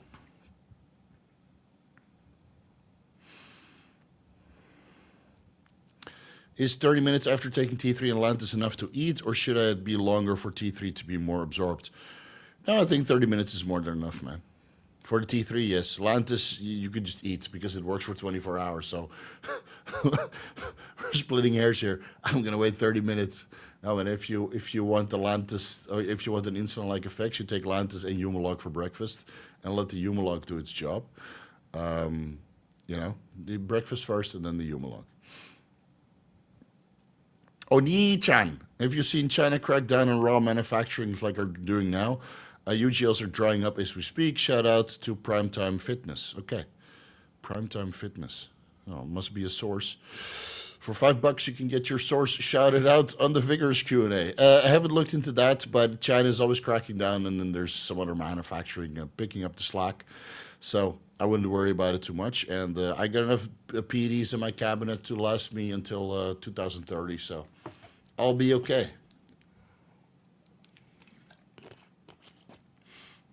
Because I buy bulk. $50. Holy moly. Eduardo, what's your opinion besides 50% diminishing limits on manipulating transdermal tamoxifen cream? Can we stop with the tamoxifen creams? With the pent for the base and Gyno on TRT, oral tamoxifen and loxapine works, but not effective. I don't know, dude. I don't know anything about tamoxifen cream or raloxifene cream. So if you want a localized effect, use the compound that is actually medically designed to inhibit gyno formation, DHT cream. That's what it does. DHT cream prevents gynecomastia formation because DHT inhibits estrogen-mediated gene transcription at the administration site. Yeah, so instead of doing tamoxifen cream, which just blocks the estrogen receptor, doesn't do anything on the transcription process. It might have an estrogen-like effect when it goes systemic. I mean, if it permeates into the skin at the nipple site, it will permeate or diffuse into the surrounding tissue and go systemic as well. Guys that use ketoconazole shampoo or minoxidil shampoo or topical RU58831, they might also get a systemic effect. Will it be less than oral? Obviously. Do you get different metabolites? Probably. But anything transdermal that has a localized effect will ultimately go systemic.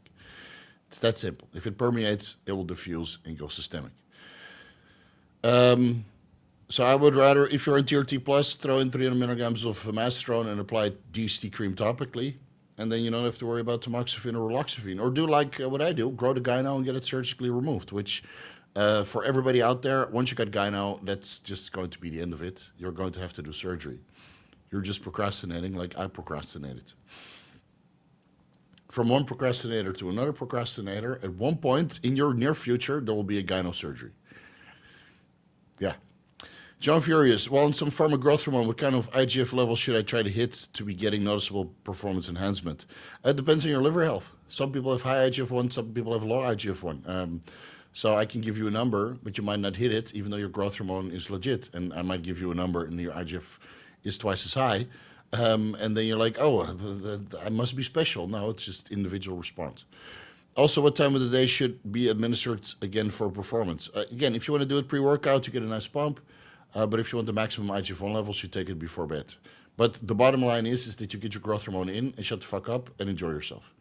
Because you're splitting hairs.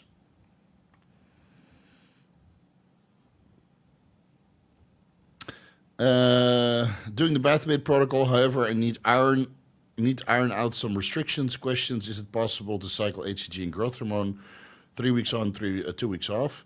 No, HCG you need to stay on permanently unless you're taking a testosterone base.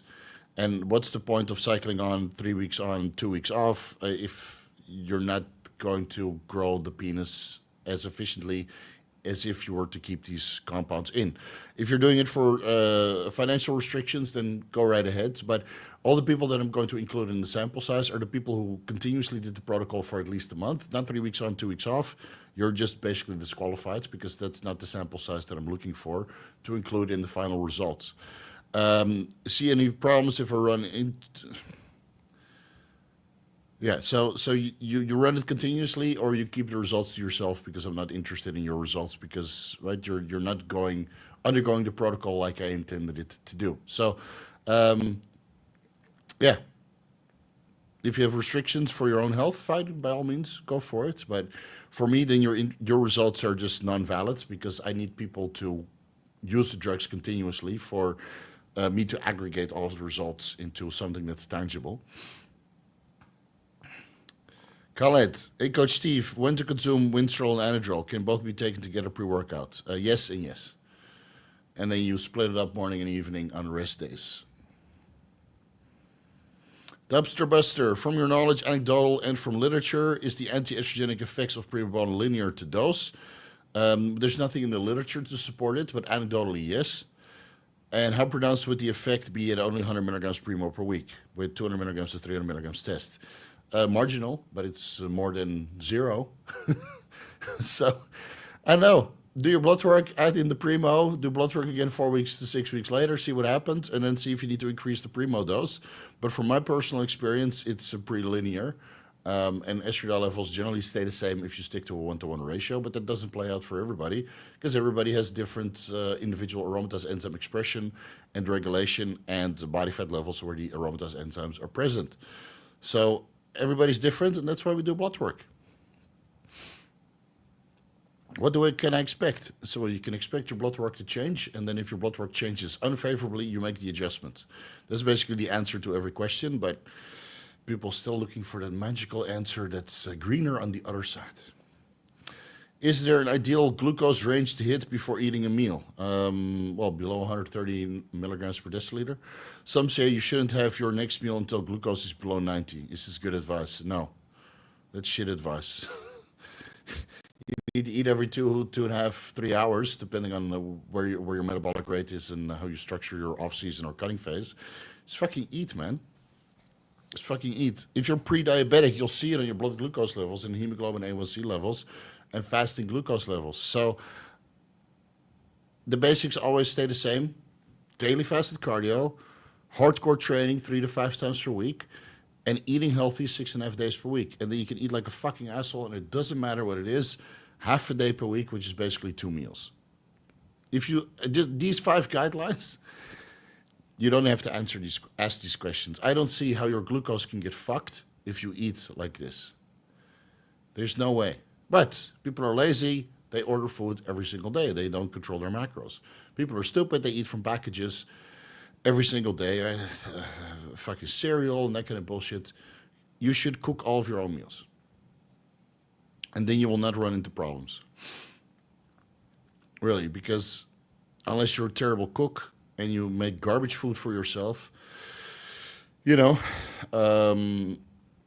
Yeah. I don't even check my blood glucose levels. I go by feel, man. When it's time to eat, I eat. I know exactly what I need to eat. And based on my body fat levels and my blood work that I do every month, I make the adjustments. And I don't eat so many carbohydrates, so I'm not really worried. BMX Shark got slight gyno as well, sitting just under 10% body fat. Is it better to go higher in body fat before the surgery? No, I don't think that matters. You can be low, like Joe Statics, rest his soul. I think he did gyno surgery at 6% body fat with a little bit of liposculpting around the lower chest because he had some stubborn fat there that he couldn't get rid of, even with prolonged hardcore dieting. And that looked very, very nice. Looked absolutely beautiful. And he was dick skin year-round, you know? And I'll be doing it at higher body fat percentage, 15%, you know, so they can sculpt a little bit harder. And then, yeah, of course, I'll have to diet off it and see what it really looks like. But I don't know, discuss it with your doctor, see what they prefer. I'll have a meeting again in the beginning of December, and then schedule it first week of November or January next year. I don't remember hearing if you answered the question I sent about diluting Primo. If you did, I apologize. Dilute it with other steroids, and next time you buy Primo, use 100 or get 100 milligrams per 1 milliliter. All right, Octavian has a solution. All right, we've gone through all the member questions. Now let's start answering some good stuff.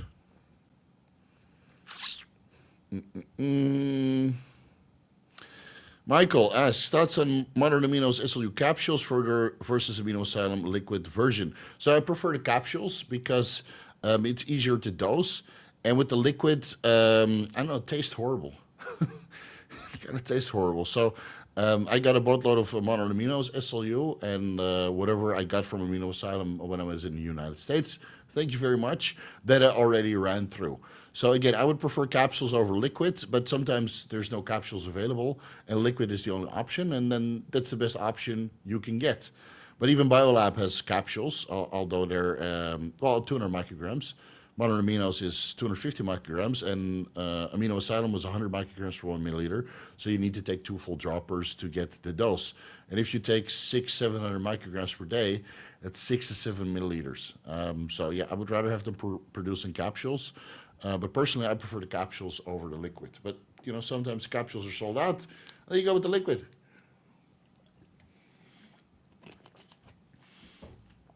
It tastes fucking nasty. Like, for example, soboterone, I don't think modern aminos carries, but aminoasylum has soboterone, and that's in liquid. So if there's no alternative, then you just go with the company that has the good discount and gives you the liquid. And then you just have to suffer through the terrible taste. We answered this one already. Every time Steve refills his root cabinet, beer stock goes up by 10%. Bayer, yeah, Bayer goes up, not beer. Is there a beer stock? There's probably a beer coin. I think he meant to say Bayer. Where's my Bayer stock going right now? It's probably nothing. Oh, Jesus. Year to date. This is going down. You should move all that fucking into Eli Lilly. How's Lilly doing? Year to date. Maybe we need to buy a little bit more. 5 years? 5 years, we're still good. Anyway, guys, 1 more year and then it's time to cash out.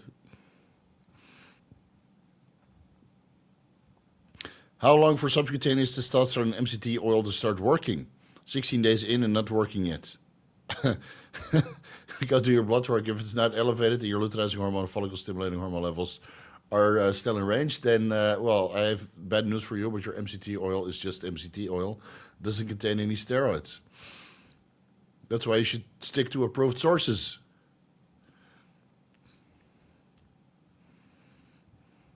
Eduardo, thanks. DHC cream, it is just really procrastinating about the surgery. Now 500 tests, 360 Primo, 175 VAR per week, living the lifestyle besides the Bathmate list. Anywhere else where you'll give the recipe for local DHT. Control F source list. Yeah, PCT Mart has it. It's pricey though. But the Bathmate protocol also contains instructions on how to make your own DHT cream. And that seems to work pretty well.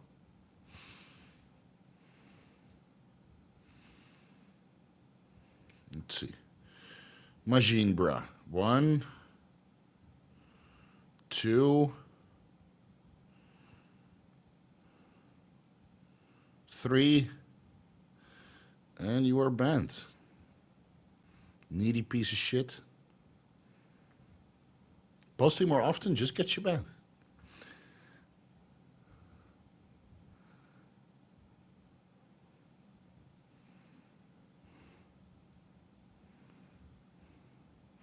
I paid $20,000 for my gyno surgery with excess skin removal on my chest and a tummy tuck. Yeah, it's not cheap, man. It's not cheap. I think my gyno surgery will be about $3,000. Yeah. Yeah, with a little bit of liposuction. Again, so the best prevention is, or the best cure is prevention. But if you already got gyno, then surgery. And it's gone. I invested it into Tesla stock, and it's gone. Here, Garrett, Singh, 1. Testosterone undecanoate as a base. Testosterone undecanoate as a base. Are we going to get a triple combo? 2 times. Well, you posted again. You're also banned for life. And they're gone. Vigorous Steve, quick question. Can balls come back after a SERM cycle? Yes, they can if you do a PCT, which I have videos about. Any problems taking NAC year-round? So I've taken NAC for 20 years. And look at my skin. Look at my skin. Well, I have a little bit of acne. I'm going to be honest. Oh, it's not the microphone. It's the overlay. I'm starting to get a little bit of acne from this cycle. All my details is gone. Fuck, remember when I used to have like a boatload of detail? Yeah, I still have a little bit of detail here. Too bad. It's so tight, man. Jesus. I need to wear the other one. Too many gains. So yeah, NAC is year-round. 1,000 milligrams in the morning, 1,000 milligrams in the evening. And then feel free to combine that with some injectable Carnitine or injectable glutathione to minimize your oxidative stress. Steve, what do you think of 300 milligrams cysteine, 300 milligrams masteron, 300 milligrams Primo, and maybe throwing in 40 milligrams per week of Tren E the last 8 to 10 weeks? Yeah, go for it. I'm okay with that. Your estradiol might be a little bit low, but you can always confirm that with blood work. Just confirm your blood work before you throw in the Tren annotate, because if you don't do high sensitivity testing, right, liquid chromatography, tandem mass spectrometry testing on your estradiol, ultra-sensitive estradiol testing, then the trembolone annotate might detect this estradiol, and now you're thinking that you're good, but in reality, the masteron and the Primo is crushing your estrogen, which is good for fat loss to a certain extent and water retention, but you might not feel so good when the trembolone hits your system. So blood work first, then add in the Tren, and then make sure you keep your calories under control.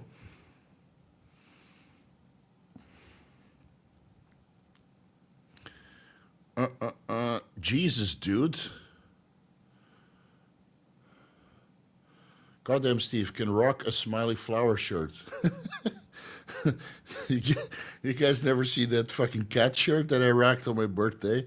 Dude, that shirt is the best ever. Let me see if I can find it. There comes a point in your life where you just do not give a fuck. See if there's any dick pics in here. Here, look at this shirt. It's like all cats. Well, it's on my Instagram. And otherwise watch the birthday Russ Q&A. So you wear that outside. You're fucking jacked to the tits with veins everywhere in your arms, right? And people look at you like... they don't know what to look at. They don't know if they'll have to look at the shirt or the fucking bulging biceps that are coming out of the shirt. Yeah. Life is short, man. You gotta relax. And when you go to Las Vegas, everybody's wearing like crazy shirts all the time because everybody's on holiday. So that's why I like Vegas. People are just having a good time. Yeah. So the Vigorous crew is wearing these shirts as well. Last month we gave one away to Jason for placing such a big fucking order with modern aminos.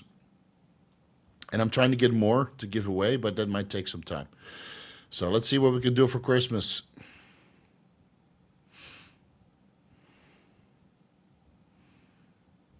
Why do you guys never realize that the more often you post these questions, the more you're risking getting fucking permabanned?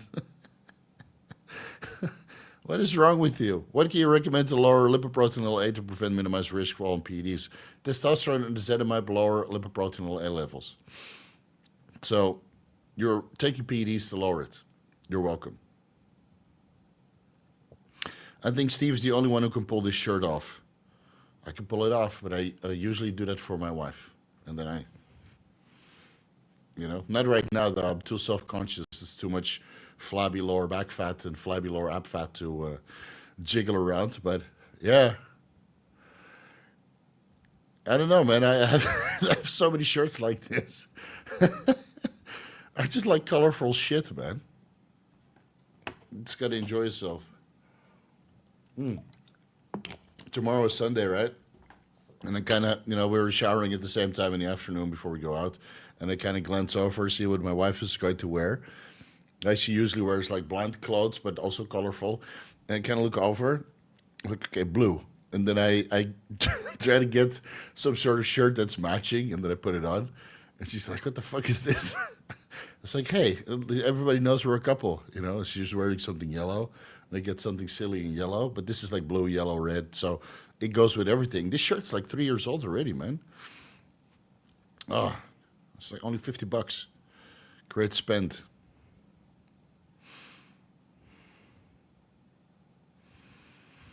You need to get Aaron on the shirt boat.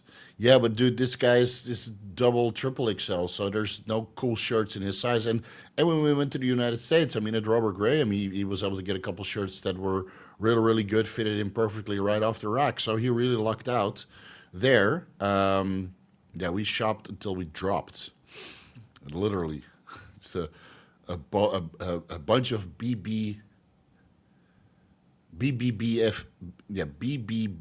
BBBF. Best bodybuilding friends. All right, where are we? Shit. Let's get back to the drug questions. Iron, watch your steroids in aging vid. Man, that's a long time ago. I should watch that now, see if I can reverse the blood monster face. Well, maybe next year. Told my doc I'm on steroids. He injected Botox in my temporalis and masseter muscle to prevent roid head. Thank you for the knowledge. Okay, yeah. So that's actually being done here in Asia. When I was still coaching the Thai bodybuilders and some of the, I think it was Taiwanese bodybuilders, there was like a running joke where they would, the knowledge that these guys have so old school. So would eat a chicken, broccoli, and brown rice, and then it's all boiled to death, right? So the chicken would be like, you could literally club somebody to death with it. That's how hard it is. And they would peel off the chicken breast and then chew it. But then you get a massive jaw pump. And then these guys would just inject some Botox at the anti-aging clinic or the beauty clinic with their girlfriends, just here. And then it would literally trim down during prep. Unbelievable, So, yeah, hopefully. Should I do that? I kind of like this. I like the androgen Batman jaw. Androgen, Batman androgen jawline. Almost starts to look like a peanut now. It does. Fuck. It does look like a peanut.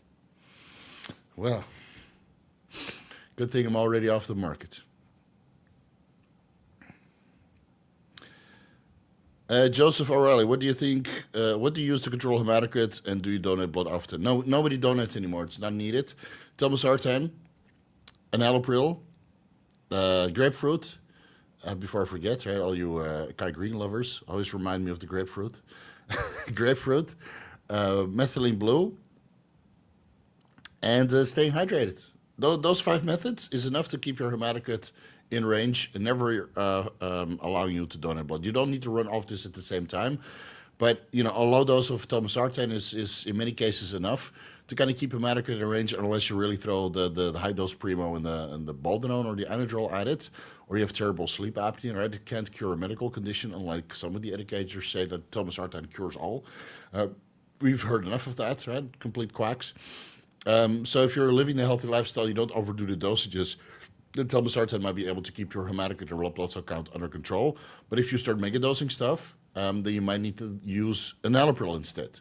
Or you might need to use high-dose methylene blue, or add in grapefruit with every time you slime your oral steroids to prevent the breakdown and keep your hematocrit under control. So many a method. And then there's always IP6 to prevent iron absorption, which also lowers your hematocrit to a certain extent. But then it makes you iron deficient, and you need iron for neurotransmitter synthesis. So that's probably the last thing you need to look into, unless your serum iron levels are really off the scale. And you see a big fat red H next to your serum iron levels. All right, where are we? Black Cowboy Boogie. All right. Hey, Steve, if you don't do any cardio in the morning, can you still take SLUPP332 and mirabegron, or would you skip them? No, I would still take them because, I mean, SLUPP332 improves, it's basically an exercise mimetic. So it improves fatty acid oxidation and glucose uptake even without exercise. And mirabegron has such a long half-life that, you would just take it 3 times per day to kind of have this beta-3 adrenergic receptor agonism continuously for continuous fat loss. But it would be better, you get more fat loss if you do some cardio in the morning. GHK copper injectable dosing for firming lower ab nutsack looking skin. Topical hyaluronic acid helps, but I need to tighten it for showtime after the big 5-0. Not sure if that would work. Maybe you can look into preparation H containing phenylephrine. You rub that on that area, and then it kind of tightens the skin also. Yeah, because if you go with GHK copper and topical hyaluronic acid, then you're just filling in the area, allowing it to stretch. So basically what you're doing is giving it a pump in the subcutaneous space, and then it stretches, but then you also blur definition. So I would rather look into phenylephrine coming from preparation H to rub it on there and kind of have a tightening effect temporarily. Okay, the lower ab thing it's always a bit problematic, but you can stretch that skin out, but really rotating your hips backwards and lifting your torso up, and then stretching the skin and really elongating your torso. So that might help also. And otherwise, you get pulsing charges that are a little bit higher to cover that area. You can do that also.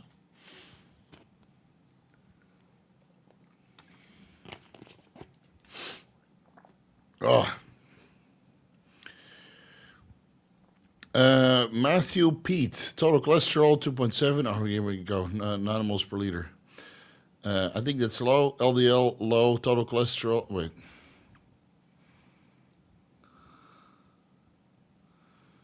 Okay, your total cholesterol looks spot on, but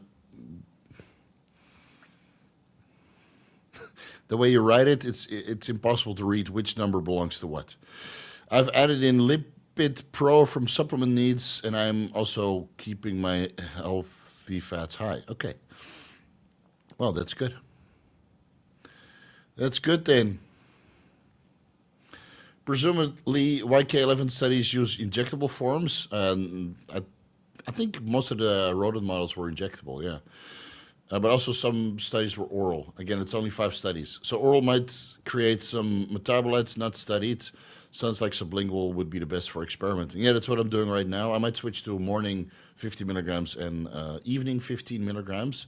But injectable is just off the menu for me because I don't like to put propylene glycol in my body.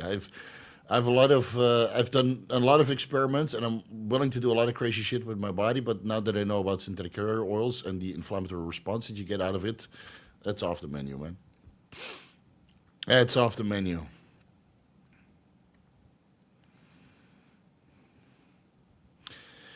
Do serums like YK-11, Rad 140, and AC262 will shut you down for good. Yeah, and it also makes you gay and interested in ladyboys, so I would stay away, man. Yeah, it makes you want to move to Thailand, fuck ladyboys, be surrounded by degenerates, get stabbed, get cheated on, get your money stolen, right? So if you want to spiral downwards, then SARMs are the way to go.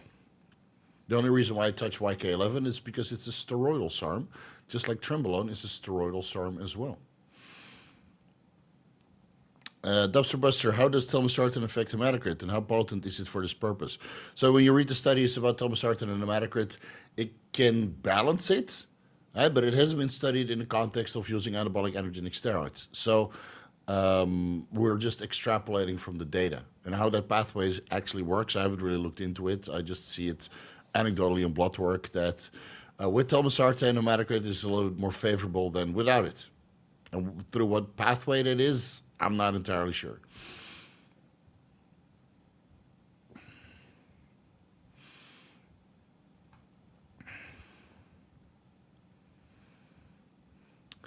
Do they shut you down to the point you need TRT? I think you are very new to this. You need to see how the hypothalamic pituitary testicular axis works. Look into a post-cycle therapy. Every SARM cycle requires a post-cycle therapy because you shut down natural HPTA, LH and FSH levels go down to 0, total testosterone and estradiol levels are 0, and then you need a PCT. You know? So, and if you do a PCT correctly, then you don't need TRT.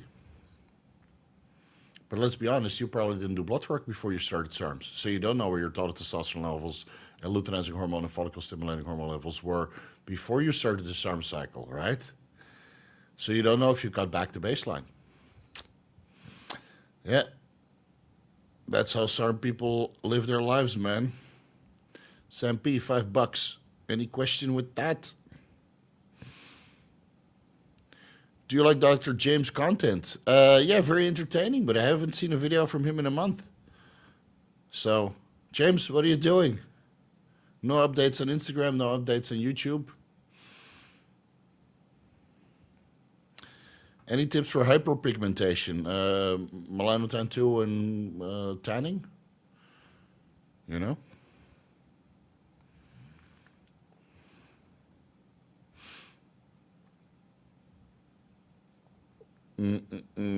Recently, I had to get a phlebotomy as my hematocrit was 58%. In the recommendations to keep it under control during a blast.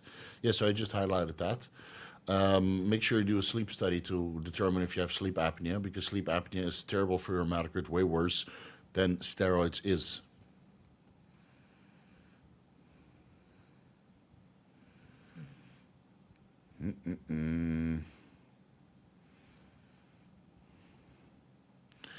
Indian subs, what precautions should I take if I have kidney disease? You don't have kidney disease if your creatinine is 1.4. That's normal if you train hard and you take creatine supplements. The doc says no gym at all. Your doctor is a retard. Find another doctor. Can a good physique be achieved with chronic kidney disease? You don't have chronic kidney disease. I have subclinical hypothyroidism and hypertension. Okay, so that can contribute to elevated creatine levels or creatinine levels. Next time you're going for blood work, go in fully hydrated. Do a 24-hour urine collection test to compare your serum creatinine to your urine creatinine and check cystatin C levels in the bloodstream as well as in the urine if possible. And then see what your true glomerular filtration rate is. And if it's anything less than 100, which is probably 110, 120, with normal filtration, then you don't need to do an ultrasound of your kidneys. But for now, I would say that this is a normal reading, and you probably need to stay more hydrated and do additional testing to confirm. I've had a creatinine of 1.92 with a cystatin C of 0.75, and then I do an ultrasound of my kidneys showing that it's perfectly healthy. So these doctors are retards, unfortunately, but they're not specialized in athletes. So we are stepping away from the medical field by taking steroids and getting abnormal amounts of muscle mass, and that's not what they're familiar with. So, you know, we can call them retards all day we want, but it's our fault. Right? We're stepping away from being average to being something super cool, but doctors are not familiar with how the body responds when you're super cool. So there's a couple doctors out there, but they're probably not in your immediate surroundings. Fidel cash flow is generally acceptable to run 12.5 milligrams Anavar Year-Round if LDL is low and the rest of blood work is more or less okay. Yeah, I don't see a problem with that. HDL will be crushed, obviously, even with daily fasted cardio, citrus bergamot. fish oil, healthy lifestyle, etc. And liver enzymes might be slightly elevated, but you can mitigate that with 500 milligrams to 1,000 milligrams TUDCA per day. So, yeah, I'm not against it, man. I'm not against it. Watch the Anavar deep dive where I go over the safety and efficacy data, and you see that Anavar is generally well tolerated, even for longer periods of time. And that's with people that don't put the TUDCA in place or the injectable glutathione or the lifestyle, right? Most of those people are actually sick.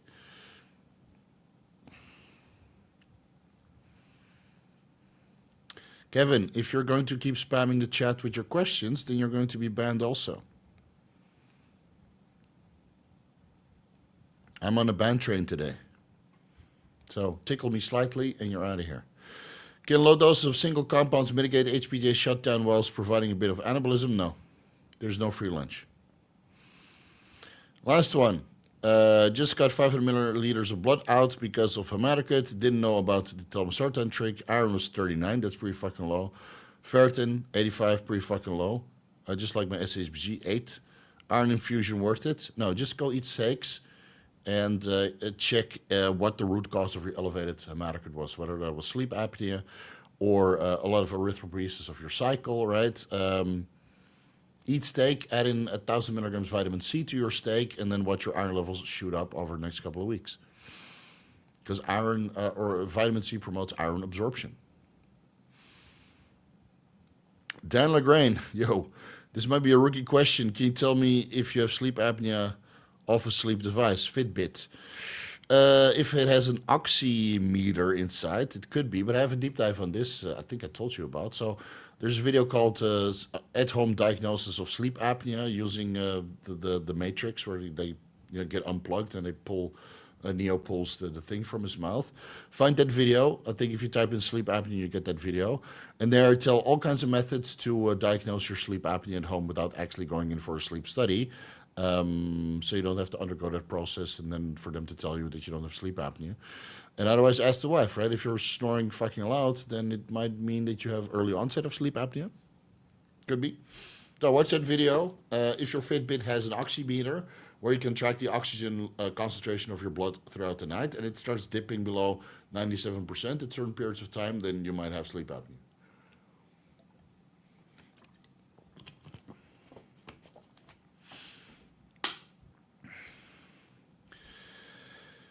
Steve, do you recommend going to a HRT doctor for TRT? Yeah. With your questions, yeah. You need guidance. You need some fucking proper guidance because you don't know what you're doing. But me, no. I did it myself. I did it my way. So, go get some blood work. Write them, tell you to write the script. And otherwise, search this channel where I discuss how to comprise your own TRT just by yourself. Omar, what's up, bro? Other than vitamin C and turmeric, what supplements you wouldn't take around working time? I would take turmeric and vitamin C around the workout. I think those anti-inflammatory and antioxidant properties are highly overrated regarding the blunting of your exercise capacity and your hypertrophy response afterwards.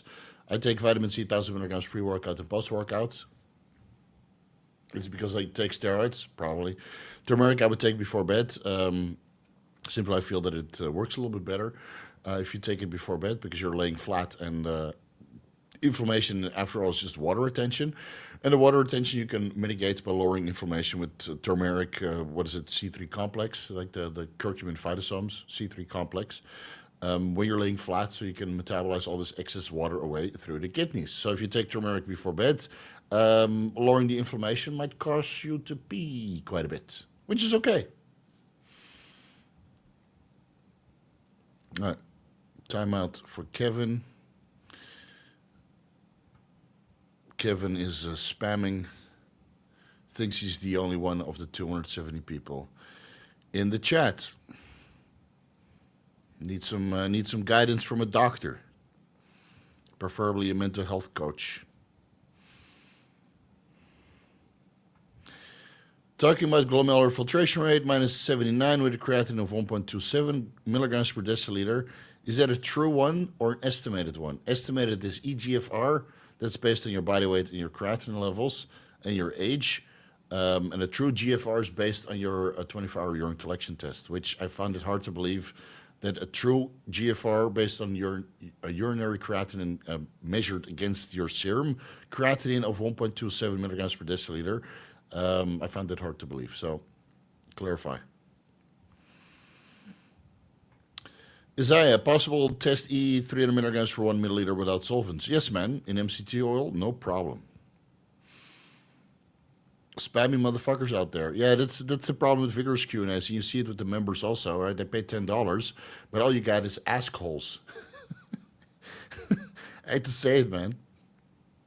Some guys are true assholes. And I had to ban a couple people already. Like, they post like 20 questions in the you know, the thread that I have for members only. And like, what the fuck, man? Go hire a coach, you know? You're entitled to a couple questions. If you are happy to be here, you can ask a couple questions. But, you know, people push the boundaries, man. That's just how people are. And you got to moderate them by, you know, giving them the ban hammer. That's the only way they will learn.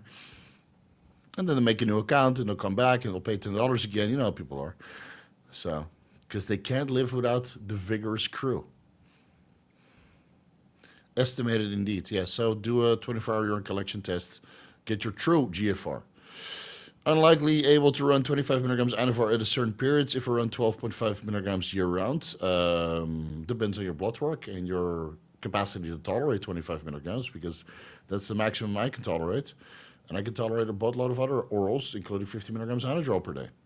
Only if blood work allows, I'm assuming, and preventatives are in place.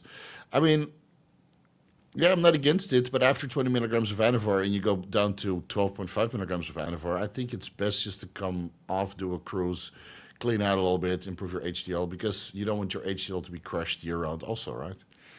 You know? Orlando Bloom Jr. Bathmates are incredible and reliable. I've been using it for 8 years. How much were your gains over those 8 years? Like, I gained like significant amount of millimeters, more than I gained on the DHT before bed protocol. Even though it's fucking cumbersome. I sometimes forget, and then you do it the next day. But yeah, this protocol of HCG and the TB500, BBC157 high dose growth hormone, and topical DHT, and then the Bathmate, man, fluff. It's pretty funny to see your dick that big.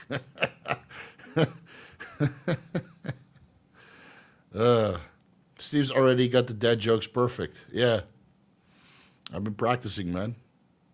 I've been practicing. I remember when the Q&As would get 50 to 100 viewers and it was rare to get spamming. Yeah. That's the unfortunate thing about growing bigger, right? I mean, in the beginning, you really get the hardcore audience that really knows how to find you early. We call those the early adopters. Those are usually the cool people.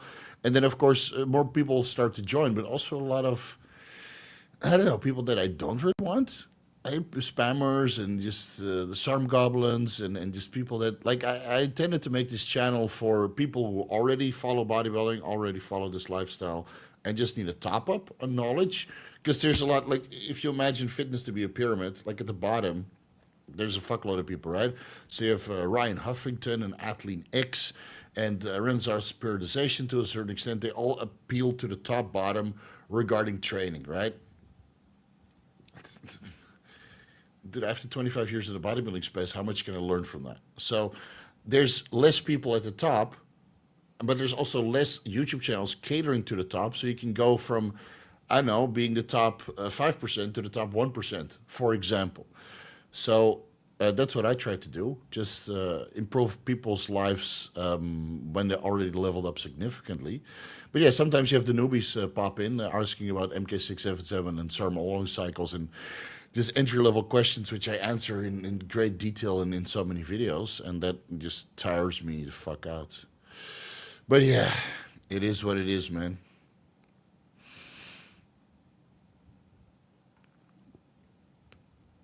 Did you become a father? Hope all is well. Stay tuned. Stay tuned. You wait until the first trimester is done, so stay tuned. Stay tuned. Your knowledge transformed my body and gave me a new life and a wife during lockdown. Oh, great. Can never repay you, bro. Well, you can start with $10. You got a wife during lockdown, so there was a lot of... It's extra hard now with all this steroids in my system. Like, especially with the Bathmate. It's like, and then on top. So good. Good to hear that. Transforming your body, yeah, also gives you a lot of confidence, and you can approach your ladies. But you'll probably approach your lady on the Tinders and stuff, because during the lockdown, nobody was allowed outside. But hey, if you got her during the lockdown and you had a lot of nookie during the lockdown, yeah, $10. I'll give myself a $10 milkshake. Yeah, $5 milkshakes are now $10. So the next milkshake on you. Much appreciated. Let's see. Oh, she saw me in real life at the gym. Oh, fuck, but that's how I met my wife, dude. 10 years together. Hell yeah. 10 years together. Results speak for themselves. Yeah, so if you look good and you feel confident and you're a fucking boss, then that's how you get the ladies, man. And if you're not a creep. Are you affiliated with Merrick Health? Yeah, that's why I have the discount code down below, merrickhealth.com/vigorous. I have 2 male health panels. One is cheap, one is a little bit more expensive. The expensive one is a lot more comprehensive. So you really check all of your health markers. You only need to do that once per year. And then you do the budget panel, like the truncated panel, maybe every 3 months, just to kind of keep track of how your health is progressing. They have healthcare providers who can help you interpret your blood work results if you feel that my services are too expensive, which they're pretty steep, but demand was high, so I had to increase it, unfortunately. And demand's still high. I don't know why, but 2 hours today. Anyway, so yes, I'm affiliated with Merrick Health. Great company and great guys working there. Especially Michael Wagner, who does excellent jobs with athletes.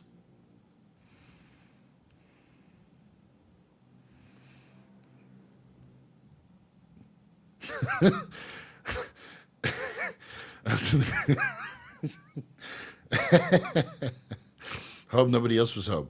I was in the kitchen with the wireless headphones, and all I heard was Steve beating some meat. Like, what the fuck? Yeah, it's 1:50 in the morning, and I've had a long day. So this is the only way I can keep myself going, by throwing in the dad jokes. And dude, my libido is so fucking high, my dick is so fucking big from the Bathmate and this off-season that I finally feel alive. I finally feel like, now this muscle meat is being put to work. Have a lot of sweating from the mint. No, it's not that bad, but it's kind of cool in Thailand right now. I think I get sweating from the copious amounts of body fat that I'm carrying. The copious amounts of food that I'm having. But I think I sweat about the same as when I was on Trenbolone. Yeah, when I work out at the Muscle Factory, obviously it's a little bit cooler. I train at night, you got the helicopter fans blowing. So yesterday I did legs. Yeah, my towel was completely soaked. It's a normal towel you would use for showering, not the small one, not the little wipe towel. No, it's a full body towel. It was completely soaked. But it's also completely soaked when I was on Tren by the lower body fat levels. I would have maybe a little corner somewhere that's not used, so I could, clean my ears to make sure that my headphones are not completely covered in sweat. So no, I think sweating is pretty much the same.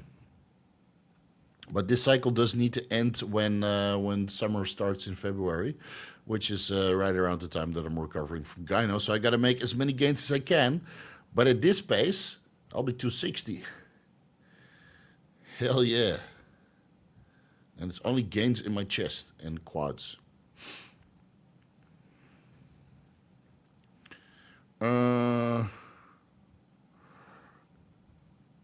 Give the spammers a high dose of Trenbolone. Trenbolone. Yeah. Got to, man. Got to. Any supplements to lower LDL only? Ezetimibe. 10 milligrams of ezetimibe upon waking. Or statins, but I prefer ezetimibe.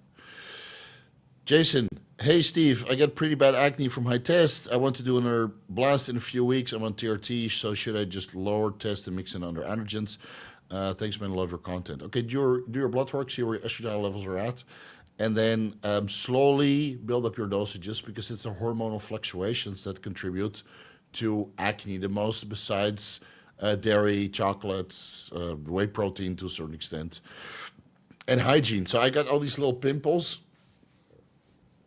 a little like micro, like little red dots. And I think that's just from the progestogenic signaling. I went from a cycle of about 890 milligrams in total to 1100 milligrams in total. So that's not that much of a bump, but I completely changed the counts from DHTs to progestogenic 19-nors. And in this hormonal fluctuation of the DHTs leaving my body and the progestogenic 19-nors coming in, I think that's enough of a hormonal imbalance. And obviously, estradiol is just going up and up and up because I'm not using an aromatase inhibitor. In that sense, and eating a little bit more freely, eating a little bit more calories. Hygiene is still the same, 3 showers per day, changing my shirt all the time. I just want to wear for 2.5 hours and then it goes into laundry machine. So that's all covered. I don't take any whey protein and chocolates maybe once every 2 weeks. Well, maybe once a week. I do like my cookies over the weekend. My 1,500 calorie cookies. I just have one. Share with my wife. So next time, build up your dosages slowly. But the problem is Mastrone, Primo, Tren, Nandrolone, Trestellone, Boldenone, they can all potentiate acne. So watch the acne videos on my YouTube channel. I have many. Just type in acne in the search function. You get all the videos. Give those a watch. Build up your dosages. Work on all the other things to optimize or prevent acne formation. And then there's always Accutane, low dose, to prevent it at the root cause. Or at the root. It's not the root cause, but you're preventing acne from forming. Oh, now this snotty is coming.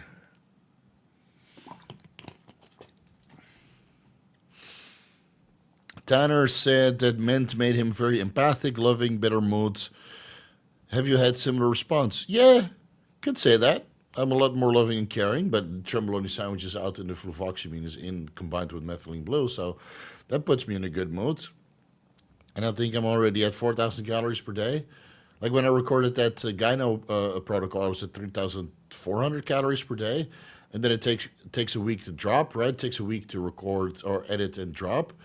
And then I think I dropped it last Monday, and then I increased the calories this Thursday because I woke up leaner. I was like, fuck no, we can't have that happen. So now yesterday, Thursday, Friday, and today I ate 4,000 calories.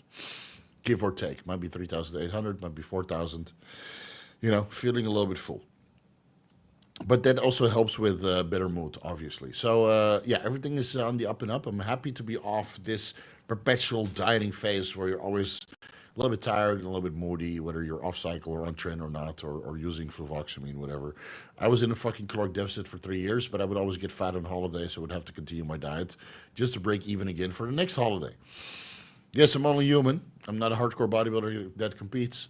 But right now, I'm just going to put on some size and boost my metabolism. How long does it take to cook your liver? In DNP, a couple days. 50 milligrams Tren barely erased my liver enzymes with a liver stack. Creatinine improved as well with astragalus root extract. I don't think Tren at 50 milligrams per week or even daily is going to cook your liver. If you want to cook your liver, you need something more hardcore like DNP. Even 500 milligrams Anadrol per day will not cook your liver. So, but of course, prevention is the best cure. So keep your liver stack in place, keep your kidney stack in place, and don't overdo the drugs. And don't combine that with alcohol too often, and then you'll be okay. Oh, itchy. Oh. BMX Shark, what's the life event or moment that made you interest lean towards bodybuilding, hormones, and health? Fuck, man, I started gymming when I was 15. And I already became interested in hormones when I went to the gym and saw these guys on steroids. I just learned for 10 years before I took them myself. Because the information was hard to come by, and the guys wouldn't open up because I was just skinny gym rat, so they wouldn't talk about it. So it was hard to come by, and the forums even there, the information was not so good. And I was going to university and doing, internships and work, so how much time for research do you really have? So I don't know. My mom signed me up to the gym when I was 15. After 12 years of swimming, from 3 years old to 15 years old. And then I went to the gym 1 day a week, and then 2 days a week, and then every day by the time I was 16. And yeah, I fell in love with it, man. No regrets.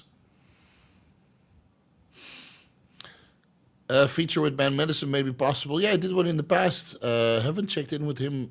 Did he post a video anytime recently? Haven't seen Andrew Wingy make any content. So yeah, I'm not against it, but I have a pipeline of collaborations, or a boatload of other collaborations in the pipeline. So I got to get through those first, and that might take a while because a lot of people wanted to get on the podcast. I thought it was crazy wearing 3 shirts per day. No, there's nothing wrong with that, man. It's just basic hygiene. Plus, you're going to look flashy 3 times per day at separate times. Have you started the experiment with data yet? Yes. 50 milligrams to 100 milligrams. That's where we're at now. 50 milligrams on chest day, 100 milligrams on leg day. Oh my fucking God. That shit is amazing. What are your thoughts on using its capacity for glycogen sparing to manipulate body composition? Yes, you can do that in a caloric deficit, but I'm using it in a caloric surplus. So my carbohydrate intake is literally 100 grams of carbs per day and 150 grams of fat per day, or maybe 200 now since I increased my calories a little bit, but about 400 grams of protein. And I'm full as fuck. Full as a house. Full as a house. Full, hard, and dense. Jesus. So yeah, it works like a charm. Stamina boost is amazing. I recently combined, let's see, Modern Amino's the Motivator. So that contains a couple nootropic ingredients. And then, off the top of my head, I don't know, but just go to their website, have a look, and feel free to give it a purchase. So that really puts me in the zone during the workout. I always liked the Amino Asylum, a Super Shredder, and Stampede, but that was mostly for the pump. And this Modern Amino's the Motivator is basically something you could use for cognitive stacks or for cognitive tasks as a cognitive stack. But I wanted to trial it and was like, you know what, fuck it, I'll try it before chest day. Man, I was so dialed in with the data and the methylene blue and the injectable coenzyme Q10. Good stuff, man. I mean, Amino Asylums and Modern Aminos, they really know their injectable pre-workouts. Yeah, makes workout a lot more enjoyable, I'll tell you that, even though the pre-workout ritual, a lot more cumbersome also because it's, well, multiple injections spaced out over the body. So yeah, data, I love it, man. I love it. I love data. Good stuff.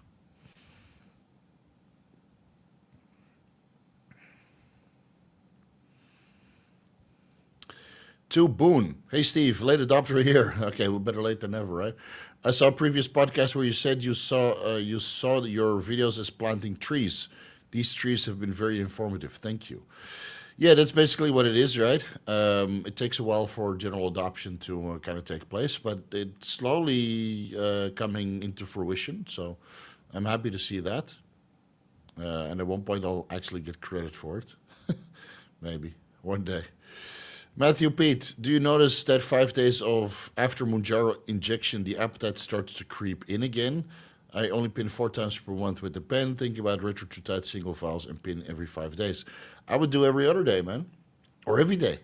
Half a milligram to 1 milligram 3 times per week, or a quarter milligram or half a milligram every day, because you get a way more stable appetite suppression. Serum levels will be a lot higher after consecutive administrations.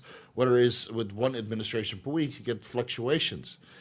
And that's not what you want. Like in the beginning of the week, you feel nauseous and too much appetite management to the point you can't eat your macros. And then later in the week, when the drug starts to wear off, you feel ravenously hungry and then you overeat in the weekend. You know, daily microadministrations or subcutaneous 3 times per week. That's what I do. Retrotritide, I would take half a milligram, 1 milligram, Monday, Wednesday, Friday, SubQ, for the most stable, the most efficient appetite suppression and overall fat loss. Same for Tirzepatide. The only thing that I would take daily was liraglutide, but that was I haven't used that ever since Tirzepatide and Ruptures came to the market. I noticed this earlier. Have you noticed any stiffness from the YK? I felt like 50 milligrams before. Honestly, I think that a lot of the YK that all these SARM goblins were using were Winstrol, because I don't notice any stiffness. I just notice fullness and pumps. But then again, I'm on the off season with a boatload of growth hormone, Increlex, Test, Deca, Anadrol as well. So how much the YK-11 is contributing, I'm not entirely sure. But so far I like it, and no joint stiffness so far.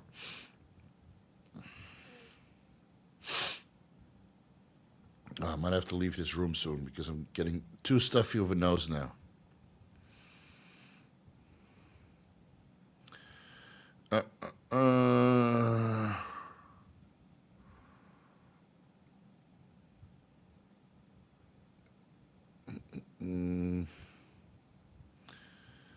No more PCT questions, guys. I'm bored of that.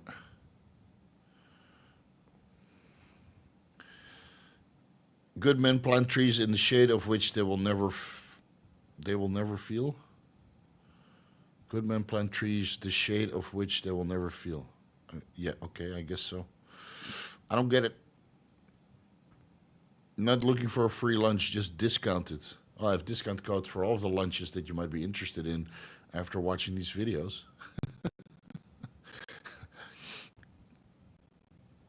What's a good forum to discuss steroids? Do people still use forums? I think Kurt Haven has a forums. I linked it at the latest Anabolic Roundtable, and I'll link it again when it drops. A new episode drops on Monday. But I don't know how many members they are. Chase Irons has a community, which you can sign up through YouTube. It's a Discord group. That might be a good group to discuss steroids. But honestly, you can find everything on YouTube, man, and then follow the citations on my YouTube videos and do additional research. You don't need to discuss that shit with anybody unless you need a consultation. Because how many people are really knowledgeable about steroids? Not many. And the people you're going to discuss with probably going to give you terrible advice. So I would rather do my own research and pick a couple guys that you really trust. All right, now you're blocked forever. Fuck off, man. Pick a couple guys that you really trust, and then take it from there. Tiger fan, $50. Holy shit, that's a free meal tomorrow. Another fantastic Q&A. Thank you, Coach. Much appreciated, buddy. Much appreciated. We'll put that into the Get Fat Fund. The GFF, Get Fat Fund. Because tomorrow is, I'll go have Italian at Central World. It's a very nice Italian restaurant there. And then I'll go to Cheesecake Factory, get some cheesecake. Which is not very good for your health, but hey, these arteries are not going to clog themselves now, are they? Just joined. What are the gyno gains? Well, it's less than the Bathmate gains, but it's kind of sensitive when I touch it. It's pretty big. It's also some fat. Oh, man. Yeah, so far so good. I haven't measured it yet. I'll do that at the end of the month. Turkesterone and ecdysterone for building muscle. I'm a natural bodybuilder for 4 years. I want to use all of the natural supplements I can use for my next competition. I've heard it's very hard to find a good turkesterone. I mean, turkesterone and ecdysterone are still the best sellers from Gorilla Mind, from what I've heard. So I would look there. I haven't seen any third-party testing, but all of the people that I know that run it as a natural swear by the results, and they keep ordering more. Now, wait until the WADA-approved doping stack drops of 2025. That might be a week or two. And there is discuss all of the natural supplements that you can take that are WADA-approved that raise total testosterone levels. So off the top of my head, from what I know that works, ashwagandha root extract, Fadosia agrestis, Tonkat Ali, zinc, magnesium, selenium, taurine, carnitine, a couple other ones. All right, carnitine. So that's all included in the WADA-approved doping stack of 2026. They're all over the counter. We'll have links and discount codes down below in the YouTube description section. And if you don't want to wait, just search the channel for the over-the-counter testosterone booster stack, where I list all of these over-the-counter supplements, as well as Gorilla Mode, Sigma, which basically all the good stuff they put into one formula. And they also sell turkesterone and ecdysterone, so you can have a look there. And I would just order one bottle of each, combine them, because it seems that the combination of turkesterone and ecdysterone at 50 milligrams 3 times per day Keep in mind that these are 500 milligram formulas, but it's a 10% extract from the cyclo beta, whatever formula they use. So if it says 500 milligrams on the capsule, it's actually 50 milligrams testosterone. You take 3 capsules testosterone and 3 capsules ecdysterone over the day, and it seems that that gives people the best results, alongside the over-the-counter supplement testosterone booster stack. Which again, your mileage might vary, because if you're not sleeping to your circadian rhythm and you're chronically stressed and you don't eat enough, then how much testosterone boosting effects are you going to get? But if you live the lifestyle, then yeah, you might get a good result.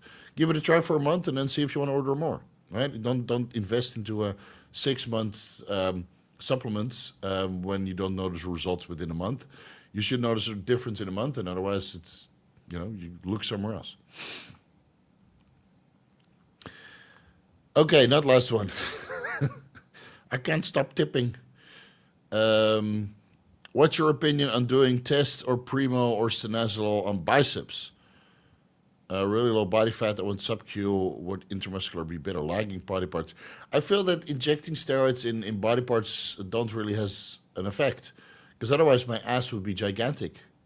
Because I did so many steroid injections in my ass, including suspensions, and it never really gave me a localized effect. So you could give it a try, but if it grows any tissue, it's probably half scar tissue. Inject some Increlex in there. That will give you a localized effect. Yeah, my chest feel denser and harder with every Increlex injection. So, but of course that's hard to source. Oh, it's post-injection pain though. So, and otherwise you go with IGF-1 test or LR3, but we'll review that with the Anabolic Roundtable next month, where we start comparing and classifying the peptide hormones into the ultimate peptide hormones tier list. We did the injectable steroids, we did the oral steroids, which will drop on Monday, and now we'll do the anabolic peptides: insulin, growth hormone, IGF-1, LR3, IGF-1 DES, mechanogrowth factor, Increlex, maybe erythropoietin, a couple other ones that could be considered anabolic or at least beneficial. And then, we'll let you guys know. But yeah, a lot of post-injection pain with injectable Winstrol and testosterone suspension, man. I think a lot of guys with bad LDL are vaping using Zyn. Some research point to oral nicotine worsening LDL. Could be. Could be. Then again, people who smoke nicotine or take nicotine orally probably also have a bad diet, because they don't understand negative health ramifications. So it's a great aromatase inhibitor, though.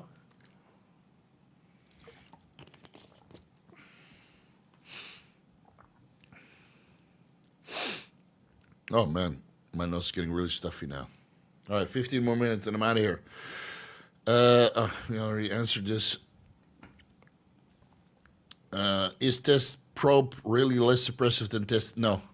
All exogenous testosterones are suppressive on the HPTA.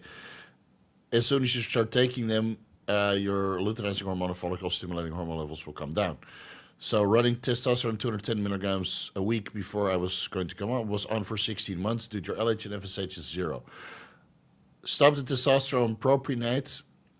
Let your hormone levels decline. In the meantime, you can take HCG monotherapy for 4 to 6 weeks. Yes, it takes about 4 to 6 weeks for the testosterone propionate to metabolize out of your system. You can take HCG at 500 IUs to 1,000 IUs 3 times per week in the meantime. Then you stop the HCG until you feel like a little girl because you're androgen deficient, and then you start the selective estrogen receptor modulators to recover your HPTA if that's what you're after.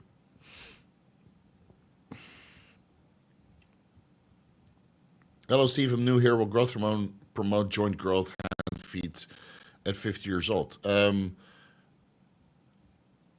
If you use enough of it, if you use 18 IUs growth hormone per day or 12 IUs growth hormone per day, which is probably unaffordable for most people, then I would say yes. But if you use a modest dose of 2 or 4, maybe even 6 IUs daily for 10 years straight, then I don't experience... Look at my hands. Are they fucking gigantic? No, man. I gain maybe half a size, 1 full size on my feet, and that's probably just water retention, not the actual growth of the feet. So I wouldn't worry about it too much.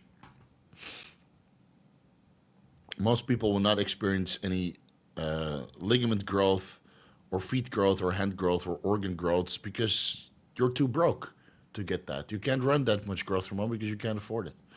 And when you can't afford it, you can also afford all the new clothes and all the new shoes. You know? Go to fucking Las Vegas, go to Macy's, buy beautiful $50 shoes. I bought like 8 pairs. Steve, how many fist fights have you been in? Fuck, it's been a while, man. I think the last one was in high school.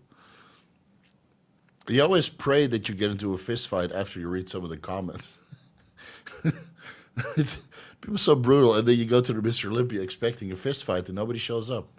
You know, not that I'm looking forward to doing it, because, you know, fist fight in America also means lawsuits, right? Because you punch somebody out and they're a local, and then they sue your ass.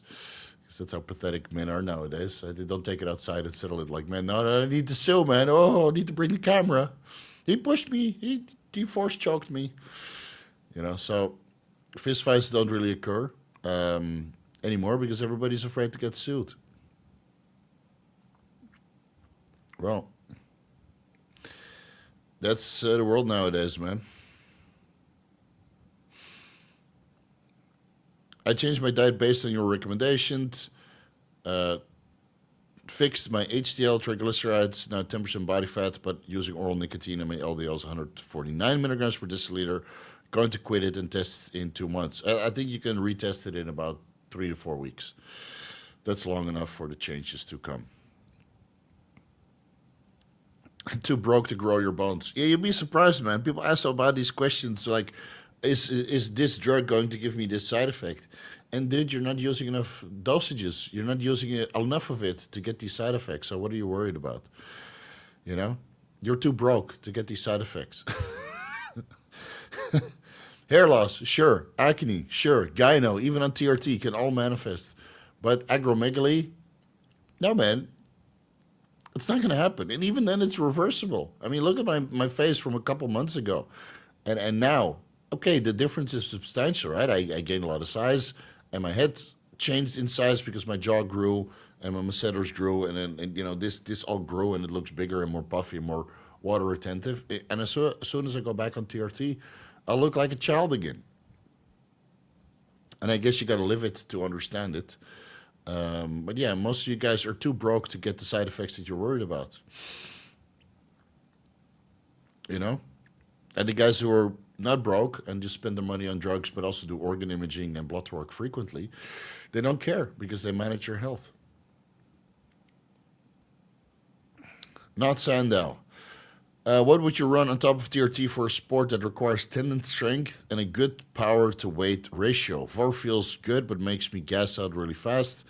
I didn't get athletic effects from the Masteron that I felt. So I would only do Nandrolone at a low dose of 50 milligrams to 100 milligrams alongside the TRT. Keep checking for your serum estradiol level so it's not too high, impairing your libido. Anavar, if it makes you gas out fast, and Masteron also, then I would just look into maybe the joints of steel formula for modern aminos at 1 milliliter once or twice per day, and then use BPC 157 and TB 500 to kind of lower the inflammation in the tendons and preventatively keep them strong by you know, promoting the recovery within those tendons and ligaments, especially if you inject it around the areas that you need it most. And then maybe a little bit of growth hormone and collagen peptides, type 1, 2, and 3 in combination. Gorilla Mind has a formula for that with hyaluronic acid and vitamin C. So you get all of the building blocks for strong tendons. GHK copper can help with connective tissue strength, even if you inject it systemically, even though the post-injection pain is fucking brutal. So be forewarned. And that's it, man. That's it. Well, because most of the steroids make you gas out. So I would do TRT plus Nandrolone, low dose, just for a little bit of synovial fluid. And then use modern aminos, joints of steel, and maybe veterinary-grade pentosan polysulfate sodium, pentosan gold. And that would really improve your connective tissue strength. All right, let's close it off, because I can't fucking breathe. What's the deal with all the horse vet drugstores? Yeah, I don't know. I ordered pentosan gold one time or 2 times. One of them arrived. I did 2 shots and the post-injection pain was terrible. And the other bottle never arrived. So, Yeah, it's it's hit and miss. Maybe modern aminos can make some pentose and polysulfate sodium formulation. I'll ask them. That's what I would run. All right, guys, I'm going to throw in the towel because I feel the sickness is getting a hold of me. Again, all of the details are down below regarding the upcoming videos. Let's see, where are we? All right, so subscribe to Aaron's YouTube channel. The giveaway is still running, and they'll have 30% discount for Black Friday and Cyber Monday over at Gorilla Mind. Use my discount code Vigorous. Operation Gyno is already on the channel, dropped on Monday. The next video is going to be the oral steroid anabolic tier list with the anabolic roundtable dropping next Monday. Then hopefully next week we'll get the no stim fat burner stack out of the door. The water-approved doping stack of 2025 is already recorded. You just need to go through the editing process. I'll record the year-round supplement stack as part of the lifestyle video series. Next, we'll do that next week, and maybe a YK-11 deep dive. Please write your anecdotal experience with YK-11 down below as soon as the Vigorous Q&A is done. Then I'll finalize the methylene blue deep dive, and around the same time, modern aminos should have their methylene blue capsules ready. And then depending on what you guys want to see, I'll either record an Nandrolone deep dive, which I kind of just need to proofread just to make sure that it's all good, and give that a final read because the 50 pages are already there. And the cerebral lysine, I think I got about 5 pages in, but I need to do more research, even though I feel more inclined to do the cerebral lysine deep dive because that's what I'm more interested in. The Bathmate protocols I will just publish tomorrow or Monday. So everybody can give that a try if you want to join in for DHT and Bathmate's super gains. Mirabegron was added to the contra of source list, so head over to my website in case you're interested in running Mirabegron. 2 good Tremboloni sandwich studies already linked down below. And somebody asked about Cloprostenol, so find that timestamp and then give the patent over in Google a read for you to realize that these prostaglandin F2 alpha analogs just make you shit your brains out. And that's where the weight loss is coming from. All right, guys, I'll wrap it up. Enjoy your weekend. Fingers crossed I'm not too sick because tomorrow is chest day. And I got to grow these fucking titties to the max. All right. See you guys later. Oh.